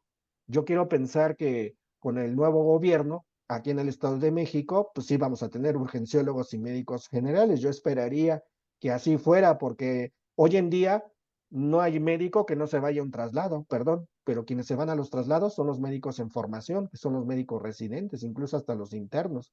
Y recordemos que la responsabilidad pues no recae en ellos. Se supondría que debe hacer este médico que está facultado para acompañar a la paciente durante su traslado. Y vean el equipo, el número 4, aquí habla de un aéreo. El aéreo dice que acude al área o servicio que activó el código Mater. Si ustedes observan esta imagen, aquí ponen al personal de enfermería, aquí ponen al médico, pero el aéreo son todos los anteriores más los que voy a mencionar, ¿va? Entonces vamos a ver el número 5, anestesiólogo, que realiza la evaluación del estado de conciencia, eso me queda muy claro. El pediatra toma conocimiento del nacimiento, pero bueno, aquí déjenme les explico. El pediatra neonatólogo, pues también tiene que ver que si es una paciente embarazada, pues tiene que identificar si tiene disponibilidad en su servicio, porque puede ser que la UCIN esté llena o que incluso no haya cunas disponibles. Entonces aquí es una decisión también del pediatra, porque el gineco puede decir hay cama para ella, pero no hay cuna para el recién nacido que si llega en condiciones desfavorables, pues no, a lo mejor no le toca. Aquí viene lo del urgenciólogo, dice, realiza evaluación del estado de conciencia, asegura la vía aérea. ¿Se acuerda usted que esto quién lo hacía? El médico general. Aquí lo hace quién más? El urgenciólogo. Pero también aquí lo hacía la enfermera de letra allá en el dispositivo, perdón, allá en el lineamiento de 2016. Ahora vean cuántas enfermeras aparecen. Que este es el punto clave, vean, solo 3. ¿Se acuerdan ustedes? Ahorita lo vamos a ver en imágenes, ¿eh? Antes eran 4 enfermeras con 4 letras. La letra A, que era la de monitoreo de signos vitales, la letra B, que era la de terapia de infusión, la letra C, que era la circulante, y la letra D, que era la administrativa. Pues ahora ya no son letras de acuerdo a esta actualización. Solo hablan de personal de enfermería 1, 2 y 3. Vean lo que hace la 1. Lo voy a resumir. Terapia de infusión, instala sonda nasogástrica, sonda transuretral, vendaje y toma muestras de sangre. La enfermera o el enfermero número 2 solo prepara y administra medicamentos. La enfermera número 3 solamente lleva registro de medicamentos, su administración y el tiempo en el cual se administran. Aquí mi pregunta es, licenciado, si usted lo observa, ¿quién va a tomar los signos vitales? Pues aquí Si no. yo leo, sí, si yo leo al urgenciólogo, la función del médico urgenciólogo dice aquí, monitoreo no invasivo. Cuando yo leo monitoreo no invasivo, me refiero a la cuestión hemodinámica, es decir, que va a estar vigilando los signos vitales, pero no está dentro de las funciones de enfermería. De hecho, dentro de esas funciones inherentes, con nosotros como personal de enfermería, está en la toma de los signos vitales, pero no aparece dentro de las funciones de enfermería. Entonces, hay una discrepancia entre el lineamiento 2016 y porque resulta que aquí no aparece la figura de la enfermera que pueda tomar los signos vitales, porque yo le hablaba hace un rato de medicamentos, y si yo en ese momento tomo una presión arterial, determino si le paso la segunda dosis del antihipertensivo. Pero entonces, ¿quién me va a dar la instrucción de la presión arterial? Aquí parecería que debería ser el urgenciólogo, porque él está haciendo el monitoreo no invasivo. Entonces ya no tenemos letra A, B, C y D, ya nada más figuran 3 enfermeras con ciertas responsabilidades que ahorita lo vamos a ver en imágenes para que esto quede más explicado. El 11, pues es el técnico laboratorista, quien procesa las muestras, la trabajadora social, que es la que recaba datos de consentimientos, el ginecobstetra, que es el que establece la ruta clínica de resolución obstétrica. Aquí otra vez vuelve a aparecer el equipo aéreo, que era el que ya vimos en uno de los puntos. Aquí aparece el asistente de la dirección y el médico de traslado, que es la otra figura que pretende esta nueva actualización tener para que se haga el acompañamiento de la paciente a otra unidad, ya sea por vía terrestre, a través de ambulancia o a través de transporte vía aéreo, es decir, a través de helicóptero, que ya hemos tenido algunos escenarios en los hospitales de ISEM, donde sí, algunas pacientes obstétricas son trasladadas por vía aérea para que rápido reciban la atención. Y aquí podemos observar dentro de estos lineamientos del flujograma, pues que no se está pegando ni a la NOM 004 ni a la NOM 019, partiendo de la NOM 004 del expediente clínico, en virtud de que, pues dice que trabajo social va a recabar los datos para el consentimiento informado. Cuando esta situación, trabajo social, pues desconoce cuáles son los lineamientos para un consentimiento válidamente informado, en el que no sea ese documento unilateral y que el propio paciente pues dictamine, verifique y consienta este acto. Entonces, ante ello, a mi punto de vista, pues sí tendríamos algunos problemas legales por la situación de un consentimiento pues mal establecido. Ahora, en la cuestión de el personal de enfermería 1, 2 y 3, pues tenemos una norma 019 de la Secretaría de Salud en donde especifican las funciones que tiene desde el no profesional, desde el auxiliar, desde el general, desde el maestro, desde el doctor y el enfermero especialista. Y aquí, por lo que estamos observando, el personal de enfermería 1 pues realiza lo que viene siendo la propia terapia de infusión, siendo un enfermero con especialidad y con el conocimiento. Ante ello, pues se tendría que verificar que efectivamente el personal de enfermería 1 conozca la norma 022 y tenga el conocimiento vasto de todo lo que conlleva esa gran responsabilidad, maestro. Así es, y que por otro lado, si usted me lo permite, desafortunadamente en esta capacitación para la implementación del código Mater Oro, pues no figura el personal de enfermería como parte del personal que contribuye en la disminución de la morbimortalidad materna. Nos vamos a dar cuenta que dentro del protocolo es el personal de enfermería quien ejecuta todas estas intervenciones para disminuir las complicaciones, ya sea por preeclampsia, hemorragia o sepsis, y que en todo momento parte de la hegemonía médica, pues establece que los tratamientos pues son efectivos y se llevan a cabo, pero también recordar que quien lleva todas estas acciones, pues es el mismo personal de enfermería. Por eso es que aquí dentro de esta diapositiva nos podemos dar cuenta que todo este equipo de respuesta inmediata incluye al personal de enfermería, incluyendo hasta el camillero, que también es parte esencial para el traslado de pacientes de una unidad a otra, pero vamos a ver cómo es que el personal de enfermería lleva a cabo cada una de estas intervenciones que se van desarrollando a lo largo de la emergencia obstétrica. Y bueno, ya en la siguiente diapositiva, les quiero comentar lo que es el Código Mater Oro del 2016. ¿Se acuerda que eran 4 letras, 4 enfermeros? Letra A, brazo izquierdo, quien monitoreaba signos vitales y manejaba la vía aérea e instalaba la sonda vesical. La letra B instalaba los 2 accesos venosos, que era la enfermera circulatoria, así se le llama.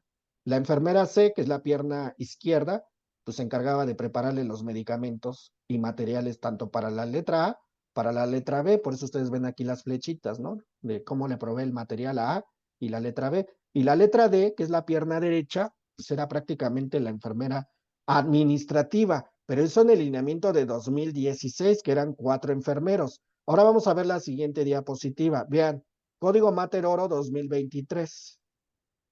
¿Ya vieron cómo cambió? Yo aquí le puse números porque la nueva actualización nos habla de números, pero ya no empata con lo que dice en el 2016. Observen que el médico general o el médico urgenciólogo va a llevar el monitoreo no invasivo de la paciente, es decir, los signos vitales, pero también va a manejar la vía aérea. Yo lo ubicaría en el brazo izquierdo, que hasta antes era de la función de la enfermera A, pero resulta que la enfermera número 1, que yo ubicaría en el brazo derecho, se va a encargar de instalar los accesos venosos, pero no solamente ahora le toca la terapia de infusión, le toca instalar la sonda vesical y la sonda orogástrica. Aquí mi pregunta sería, a veces nuestros colegas se toman tiempo para instalar los catéteres, ¿verdad? Ahora imagínense instalar una sonda vesical o una sonda orogástrica, pues le va a llevar más tiempo, porque esto antes, ¿quién lo hacía?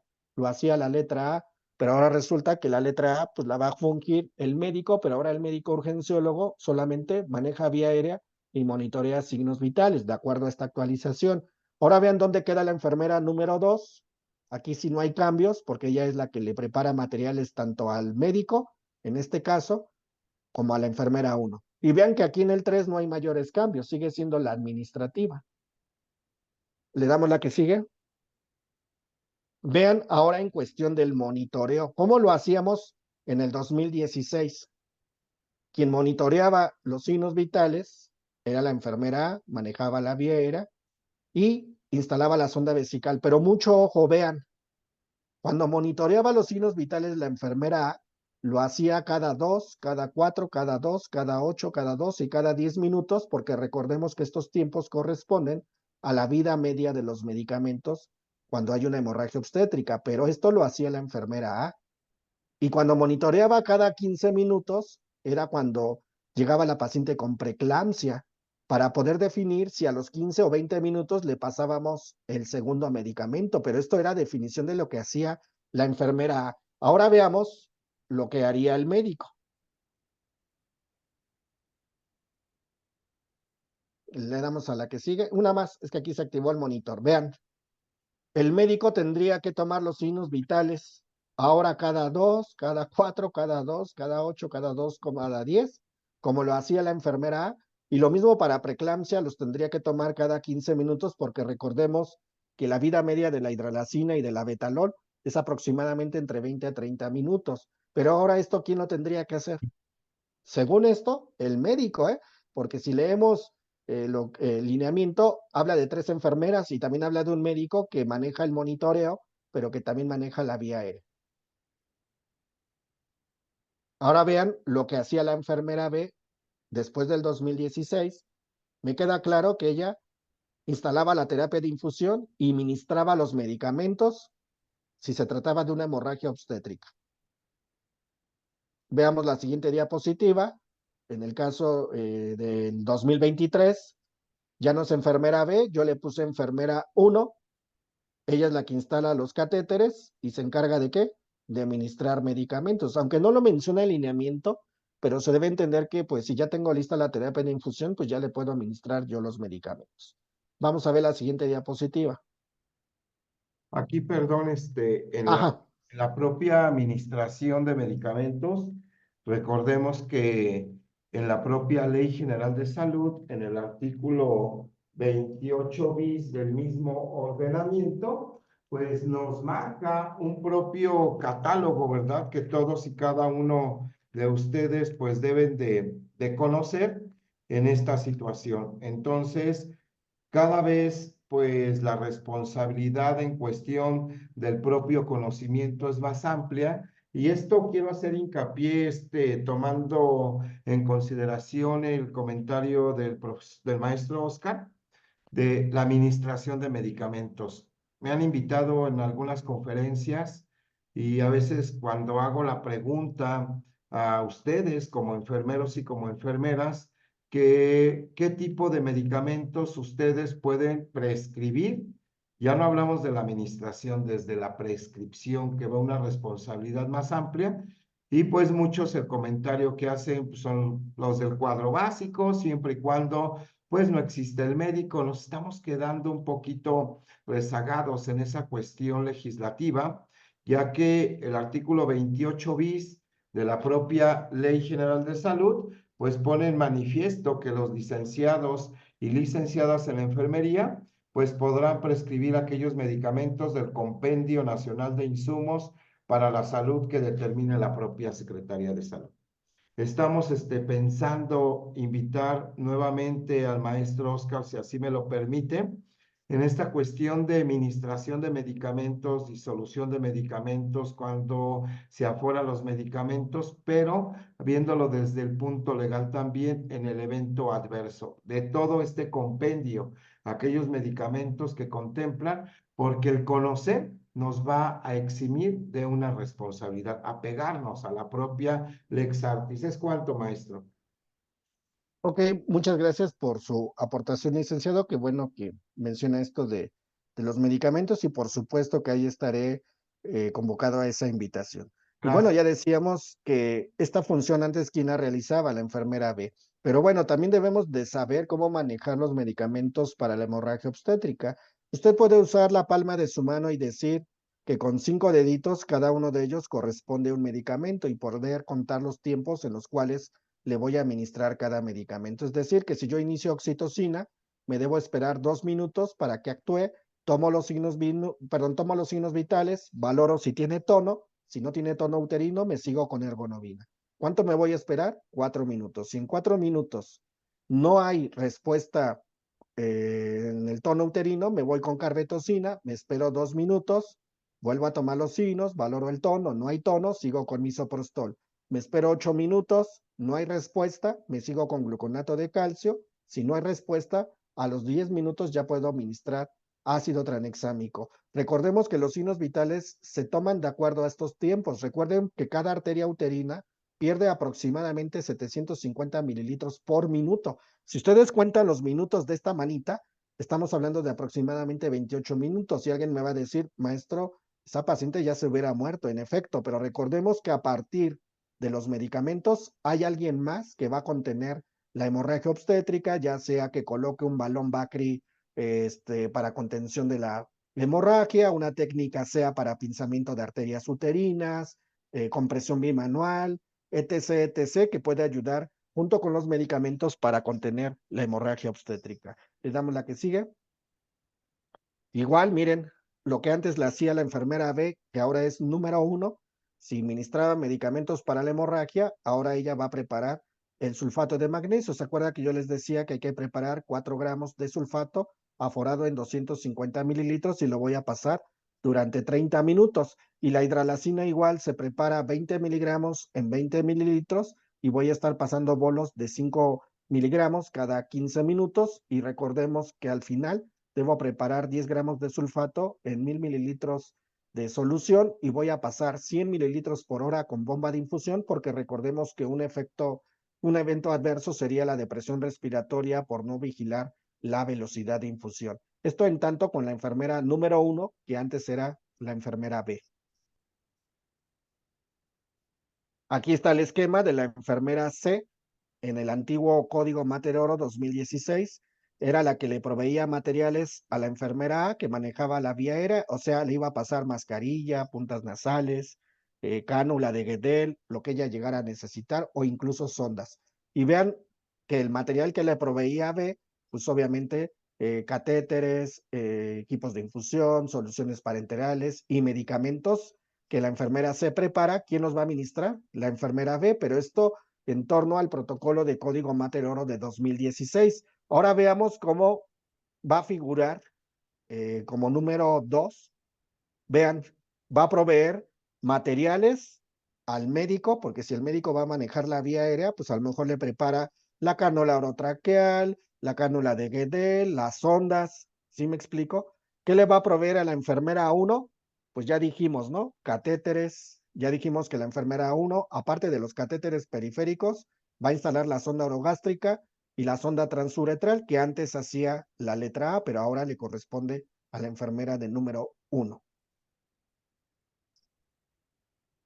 Código Mater en el 2016 nos decía que la enfermera D, que estaba en la pierna derecha, se encargaba de lo administrativo, es decir, del registro clínico, de la nota de enfermería, de registrar signos vitales, de medicamentos y de los tiempos que se llevan a cabo durante la emergencia obstétrica. Ahora veamos cómo queda en Código Mater Oro 2023. Igual, no hay mayor cambio, sigue haciendo lo mismo que hacía como enfermera o enfermero D, pero ahora lo hace como número 3. Pero sí, vamos a ver la siguiente diapositiva. Vean cómo quedó en el 2016. Yo en lo personal, yo, Oscar, salvo su mejor opinión, usted que lleva también sus protocolos en sus instituciones, a mí me gustaba más este panorama. Cuando yo lo llevo a la práctica en los escenarios simulados, muchos de ustedes como que les queda con mayor claridad cómo deben de realizar cada uno sus funciones, sin tener que ayudar uno al otro. Cada quien ya sabe qué hay que hacer, pero hay ciertas responsabilidades. Ahora veamos cómo queda en Código Mater Oro 2023. Vean, sí hay cambios, ¿verdad?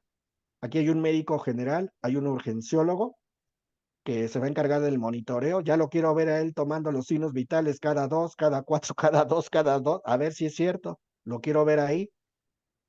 La vía aérea y vean la enfermera 1, catéteres periféricos, instala la sonda vesical, también la sonda orogástrica. La enfermera 2, que antes era la enfermera, era ABC, igual se queda proveyendo materiales y medicamentos. Y el 3, pues igual hace el registro. Nada más el único cambio que hubo aquí fue entre la enfermera A y B. A, ahora convertida para el personal médico, y la B, pues ahora ya tiene mayores responsabilidades. Y antes solo era la terapia de infusión, que le llevaba bastante tiempo, porque no nada más era instalar el catéter, era tomar muestras, instalar soluciones, preparar medicamentos, perdón, ministrar medicamentos. Pues ahora resulta que ahora tiene que instalar sonda orogástrica y la sonda transuretral, que si bien es cierto, pues requeriría prevenir las infecciones asociadas a la atención a la salud, porque imagínense que si no se lavara las manos y que por emergencia de colocar un catéter coloque una sonda vesical en zonas contaminadas, pues imagínense, incrementa el riesgo, ¿no? Entonces hay que tener ahí mucho cuidado. Por eso yo creo que en esta capacitación, licenciado, que ocurrió allá en Toluca, hubieran invitado a los enfermeros, pero no los tomaron en cuenta. Eso es algo muy triste porque el protocolo lo realiza enfermería, pero tampoco se dan cuenta que todo esto pues conlleva confusiones, conlleva que muchos pues no estén de acuerdo, que yo tenga que hacer esto que hacía la enfermera, y que por otro lado pues realmente es triste ver cómo ahora vamos en retroceso, porque si en algo habíamos ya avanzado, pues seguimos viendo que la hegemonía médica avanza. No dudo que ellos tengan mayor conocimiento, pero también es cierto que en enfermería también hemos seguido creciendo, hemos tenido muchos avances, pero con esto pues nos lleva a muchos retrocesos. La parte tan importante que es el registro clínico en la hoja de enfermería. Yo siempre he resaltado la utilización de modelos para poder narrar notas de enfermería. A mí me encanta mucho uno que es el modelo BDP, donde sus autores, la maestra Laura Yasmín y el maestro Edgar Galván, crearon una forma maravillosa para narrar la nota de enfermería durante la emergencia obstétrica. Recordemos que este es un documento médico legal y todo lo que se escriba en él pues dice mucho lo que yo realicé durante la práctica. Entonces hay que saber muy escribir, correctamente durante una emergencia obstétrica. Hay que hacer el debriefing, como le llaman, o la retroalimentación de todo lo que ocurrió durante la emergencia obstétrica y escribir con un lenguaje único. Así como el licenciado Alfonso tiene su propio lenguaje en su carrera, el médico también tiene un lenguaje, el ingeniero tiene un lenguaje, nosotros también tenemos un lenguaje único que no es parecido al del médico, pero que nosotros debemos de escribir correctamente porque recordemos que ante una muerte materna, en caso de que haya alguna demanda y si se solicita un perito en enfermería para hacer la revisión de instrumentos como el nuestro, pues entonces vamos a caer ahí en problemas porque no estamos escribiendo como debe de ser. No sé si a esto quiera comentar algo, licenciado. Claro que sí, por supuesto. Aquí voy a compartir tantito lo que viene siendo la propia ley reglamentaria del artículo quinto constitucional. Aquí la voy a poner, ley reglamentaria del quinto constitucional. Y en esta ley reglamentaria, donde todos y cada uno de los profesionistas estamos inmiscuidos, conlleva a que tomemos nota de este artículo 34 en relación a que lo que nos indica cuando hubiere alguna inconformidad. Cuando hubiera alguna inconformidad por parte del propio cliente o de su familiar, pues respecto al servicio realizado. El asunto, como bien lo mencionabas, Oscar, pues se va a resolver mediante juicio de peritos. Los peritos en enfermería, en cada una de sus especialidades, pues son aquellos expertos en esta área donde van a manifestarle al propio juez si hay o no hay una responsabilidad apegada a la lex artis. No van a decir los peritos si es culpable o es inocente. Simplemente, dentro del propio dictamen, pues van a verificar la ausencia o la supremacía de una responsabilidad. Y para ello, pues estas 5 preguntas siempre nos debemos hacer cuando estamos realizando nuestro ejercicio profesional. Y número 1, ¿cuál va a ser? Si el profesionista procedió correctamente dentro de los principios científicos. ¿Y cuáles son estos principios científicos? Las guías de práctica clínica, las normas oficiales mexicanas, la bibliografía, los protocolos internos en cada uno de los institutos. Asimismo, también, si llevó a cabo la propia técnica al caso, generalmente aceptados dentro de la profesión que se trate, es decir, el gremio de la enfermería, pues tienen ya ustedes las técnicas aplicables a cada uno de los casos. Eso es lo que va a valorar el perito. Número 2, dentro de esta propia determinación de la responsabilidad, va a manifestar el perito al analizar el propio expediente, las propias notas, si dispuso de los propios instrumentos materiales y los recursos del otro orden que debieron emplearse. ¿Qué significa ello? Que todo lleva a un procedimiento y un procedimiento son los pasos a seguir. No podemos nosotros, por criterio propio, saltarnos ciertos parámetros porque ello conllevaría a una responsabilidad. Número 3, si en el curso del trabajo, pues se tomaron todas las medidas indicadas para obtener un buen éxito. Ante esta situación y realizando las medidas adecuadas, partimos de 2 puntos. Una de ellas, pues va a ser el recurso humano y otra de ellas va a ser el material. Si dentro del propio recurso humano yo tengo al personal capacitado, yo tengo al personal adiestrado, y yo tengo al personal con la pericia adecuada para poder desarrollar cierta actividad, entonces ante ello sí estoy tomando las medidas adecuadas. Pero si no tengo al personal adecuado, si tengo que a veces hasta pues tener que suplir a un especialista por un auxiliar o un general, pues entonces ante ello conllevaría a esta propia responsabilidad. Número 4, hay que tomarse el tiempo necesario para poder desempeñar correctamente el servicio convenido.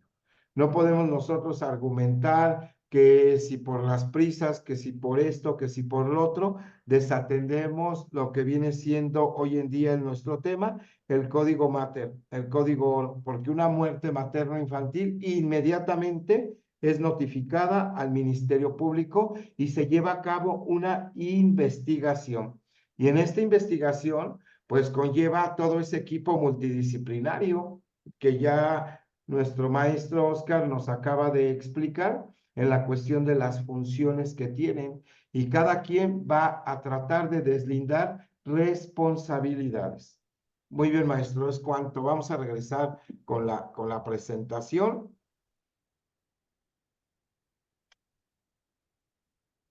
Muy bien. Sí, en efecto, esta parte tan importante que tiene el registro clínico de la nota de enfermería dice mucho del profesional de la salud.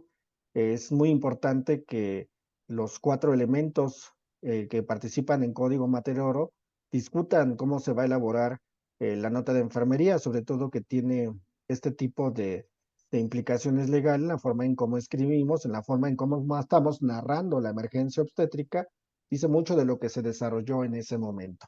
Y bueno, ya en la siguiente diapositiva, no se ve muy bien, pero aquí les quiero mostrar cuáles son los insumos para la atención de código Mater-Oro. Pues bueno, esto también está retomado de guías de práctica clínica, donde nos habla de la utilización de soluciones parenterales, de los equipos de infusión, de tiras reactivas para la identificación de proteínas en orina, de la utilización de balón Bacri, de la utilización de pinzas para la contención de la hemorragia obstétrica a través de la técnica SEA, y bueno, de otro tipo de insumos que son necesarios tengamos dentro de las cajas obstétricas para que tengamos de primera mano lo necesario y atender a la paciente en ese momento. Le damos la que sigue, por favor. Perdón, maestro, de acuerdo a lo que nos has manifestado, ¿qué personal es el encargado para verificar que todos estos insumos se encuentren en las diferentes cajas? ¿Médico o enfermero o enfermera? No, la responsabilidad que tiene sobre los insumos y medicamentos es el personal de enfermería. De hecho, hasta la misma norma oficial mexicana 019 establece que nosotros tenemos la obligación de recibir parte de la infraestructura hospitalaria que incluye todos los insumos necesarios, los medicamentos. De hecho, manejamos libretas con un stock determinado donde vamos reflejando de forma cuantitativa todo lo que disponemos en ese momento. En ocasiones hay errores donde ocurre la emergencia y resulta que, pues, como tú no me informaste que no tenías esto, pues ya representa una responsabilidad porque usted me debió de haber informado que sí tenía todos estos medicamentos, que sí tenía todos estos insumos y ahora que tengo aquí a la paciente adentro, pues resulta que no le puedo hacer absolutamente nada porque usted no me informó que no servía una toma de oxígeno, que no servía una toma de aire, que no contábamos con bolsa, válvula, mascarilla para reanimar, que no teníamos una tabla o que incluso la guía metálica que se usa para intubar a los pacientes pues está perdida. Entonces la responsabilidad es del personal de enfermería. Sí o sí, lo hacemos durante el enlace de turno e informamos respectivamente de los faltantes, se hace un vale, pero también es cierto que se debe reponer de forma inmediata todo ese insumo, porque así lo marcan los lineamientos, que una vez que yo lo reporte se debe restablecer lo que ahí falte para que en el momento en que ocurra la emergencia disponga de todo. Claro, muy bien. Y bueno, esta parte que también me gustaría mencionar es la siguiente. A mí me llama mucho la atención, licenciada, no sé usted qué opine. Lo veía en esta capacitación, donde de repente estos servicios de urgencias médicas estatales, el SUEM, estas ambulancias de color verde que usted por ahí ha visto circulando, pues resulta que ahora ya van a tener participación directa durante Código Mater Oro. ¿Y cómo va a ser? Dice aquí el flujograma, que si la paciente cuenta con sus propios medios, se tiene que comunicar al 911, pero si ella tiene un vehículo, así como lo escucha el licenciado, pues le van a decir a dónde puede acudir. Pero si dice que la señora no tiene recurso para poderse trasladar, pues una ambulancia pues le va a hacer el auxilio y la va a llevar al hospital correspondiente. Yo esperaría que esto así funcionara, porque la Claro, realidad está totalmente, porque hemos tenido casos donde de repente la ambulancia tarda hasta por 30 minutos, o en la zona en donde se ubica la paciente tarda hasta 1 hora, y resulta que muchas veces no son parte de estos servicios estatales, son ambulancias, ¿cómo podríamos decirle?, de servicios privados, donde de repente pues ocurren ciertas situaciones donde de repente pues la paciente no tiene para pagar un servicio, o si incluso llega a Cruz Roja Mexicana, pues bueno, Cruz Roja Mexicana es gratuito, pero también es cierto que en la mayoría de los hospitales, pues de repente a veces no las quieren recibir porque no tienen terapia intensiva, no tienen banco de sangre, y entonces el calvario en el traslado de estas pacientes pues es lamentable porque están entre hospital y hospital. Pero vamos a creer en la buena voluntad de las autoridades cuando dicen que si la señora se comunica al 911, pues va a tener ahí una ambulancia disponible y la van a trasladar al hospital más cercano. Pero si que ella contara con el vehículo, pues podría hacerlo, ya nada más le van a decir a qué hospital podría llegar, que eso podría ser, pues, digámoslo desde el punto de vista positivo, porque bueno, si yo tengo aquí el carro de mi familiar y me la puedo llevar, nada más que me digan a dónde, pero que me digan que me la van a recibir, porque pues si voy a llegar y me van a decir con que no hay camas o no me la puedes recibir porque no tengo una terapia, pues sí, eso sería muy lamentable para la paciente estar de aquí a allá.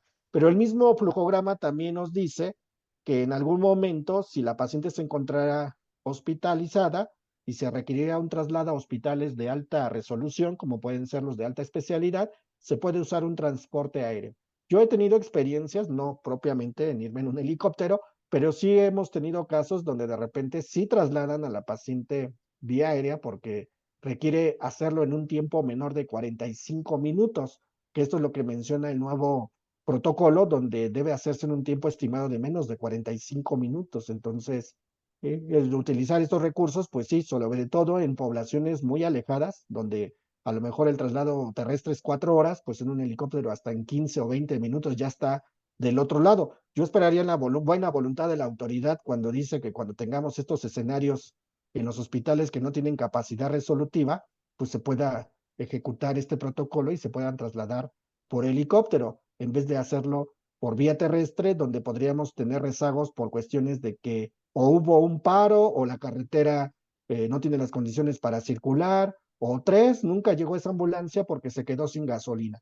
Y entonces, pues bueno, yo creería que está a la disposición de nuestras autoridades sobre esta problemática de la muerte materna, y que de cierta manera ya el utilizar los recursos como debe de ser, pues van a estar a disposición de la población. Y bueno, con esto, licenciado, pues quiero terminar comentándoles que este nuevo lineamiento para usarlo en el Estado de México, que es como referente también para otros estados de la República, pues ya fue discutido el día 13 de febrero allá en Toluca. Tuve la oportunidad de seguirlo a través de YouTube y de observar que, pues sí, en efecto, estos cambios, pues de repente no fueron analizados en conjunto con el personal de enfermería, que somos los que estamos directamente con el paciente, y que de cierta manera se establecen otras directrices para el personal médico general y urgenciólogo, que también tiene otras responsabilidades, pero que ahora se integra a código Mater Oro con el personal de enfermería para poder establecer pues la estabilización de una paciente con una emergencia obstétrica. Pues muchas gracias, maestro. Vamos a dar respuesta a alguna de las preguntas que nos hicieron el honor de marcarlas aquí en el chat. Y dice Hortensia, dice, pregunto, en relación a medicamentos caducados, ¿cuándo deben ser cambiados inmediatamente? Ok, esta es una excelente pregunta. Recordemos que en la mayoría de las instituciones de salud tenemos una semaforización de caducidad de los medicamentos. Decía el licenciado hace un rato, ¿quién es responsable? El personal de enfermería de revisar que esos medicamentos no vayan a caducar. Recordemos que hay una semaforización que nos dice cuando un medicamento ya está próximo a caducar, y cuando ya estamos en color rojo significa que ese medicamento ya lo debemos de sacar en donde se encuentra ubicado, ya puede ser en el carro rojo o en las cajas obstétricas.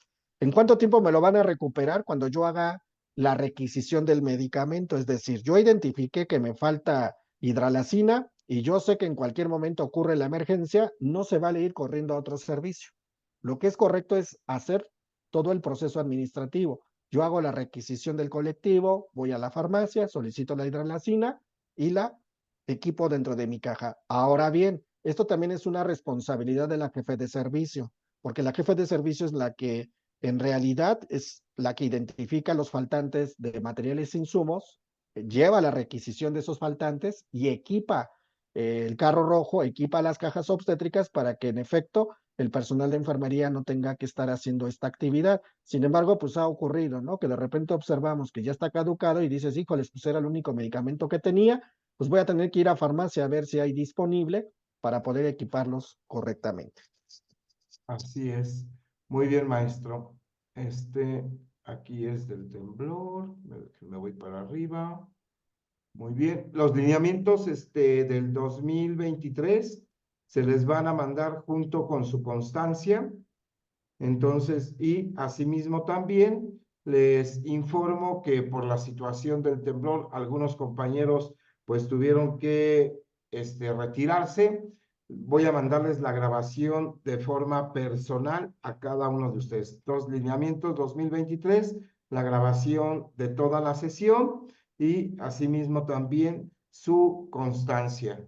Maestro, pues como siempre, en verdad, agradecido contigo a través de, pues, de estas enseñanzas que nos traes día con día. Y vamos a preparar el próximo tema en cuestión de los medicamentos, la dilución, la aforización de los propios y los eventos adversos de los mismos, ya que conlleva una gran responsabilidad. Pues mil gracias, Oscar. En verdad, como siempre, agradecido con tu finísima persona, con tus conocimientos tan vastos en estos temas.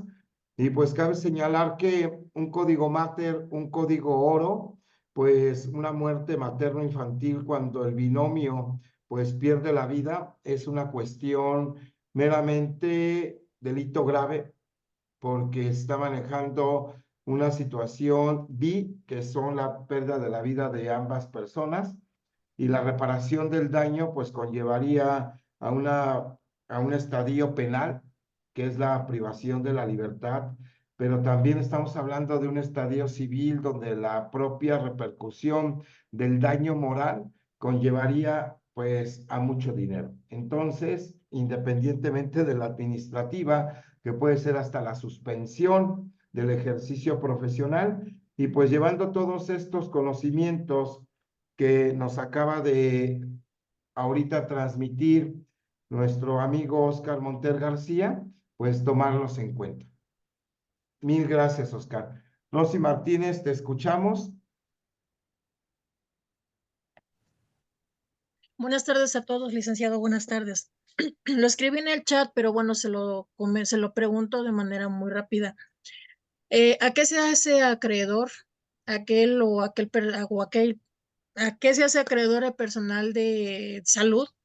Por ejemplo, si destina una sala quirúrgica a una cirugía programada y pues deja en estado de indefensión a aquella paciente que probablemente llegue en un código oro. Le comento esta situación porque la unidad hospitalaria donde pertenezco ha estado sucediendo ya con más frecuencia que meten cirugía programada al área de tococirugía, que bien puede ser una cirugía que puede eh, no sé, llevarse a cabo en otro de los quirófanos, que son los quirófanos en general. Y la sala de tococirugía, pues contamos solamente con dos salas, una de expulsión y la otra de los procedimientos quirúrgicos como son las cesáreas. Entonces, pues se les está haciendo fácil dejar meter los procedimientos de cirugía programada al área de tococirugía y dejar pues sin sala disponible para un probable código oro que llegue. Es cuanto, Lic. Así es, gracias. Excelente pregunta.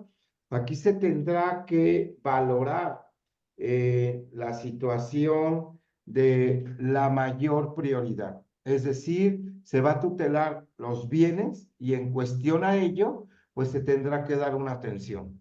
Un código oro, un código mater, cuando se activa esta situación, como nos lo explicó nuestro maestro Oscar, pues conlleva a un riesgo inminente. Una cirugía que a lo mejor ya había sido programada y se puede suspender y no esté en riesgo la vida del propio paciente, no conllevaría esa responsabilidad, puesto que está en peligro la vida del binomio y ante ello, pues sí tendríamos una gran responsabilidad. Si ya tengo la cirugía programada y digo, no, pues ¿sabe qué? Pues no vamos a pasar a la mujer porque pues ya está la cirugía programada, sí conllevaría una responsabilidad en los 3 rubros. Perfecto. Pues los dejo, porque tenemos clase con algún grupo de los alumnos de pericial forense a las 7, y ya casi faltan 4 minutos. Pues mil gracias, maestro, en verdad, como siempre, agradecido con tu amistad, con tu participación para emancipar al gremio de la enfermería en todos estos temas. Gracias, maestro. No, pues muchas gracias a usted, licenciado Alfonso, por la invitación a esta ponencia virtual con los colegas. Yo creo que es de vital importancia que cada uno de ellos se está actualizando constantemente. Si bien es cierto que en cada institución de salud a veces los protocolos se llevan de diferente manera, y quiero pensar que por desconocimiento de las mismas, en ocasiones ocasiona que el actuar pues de repente no sea el que debe ser sobre una paciente obstétrica, que hoy en día pues es un problema de salud pública, la muerte materna. Pues muchas gracias a todos, que tengan todos una excelente noche. Sigo a sus órdenes para cualquier duda o pregunta fuera del mismo, y ya posteriormente, quien guste que se le comparta la presentación electrónica, se la hago llegar al licenciado Alfonso o que la comparta, y el lineamiento que también se ha señalado durante esta presentación. Gracias. Recuerden, los que están en el grupo, el maestro Oscar también está en el grupo. Si tuviesen alguna duda que hacerle a nuestro maestro, lo pueden escribir allí en el chat del grupo y él, conforme tenga la disponibilidad de tiempo, porque a veces los tiempos pues apremian de acuerdo a nuestras actividades, pues iremos dando respuesta, asimismo también en las situaciones legales. Quedamos a sus órdenes. Tengan excelente noche y mil gracias por estar el día de hoy aquí. Gracias a todos. Hasta la próxima. Gracias, excelente noche a todos y a todas. Gracias.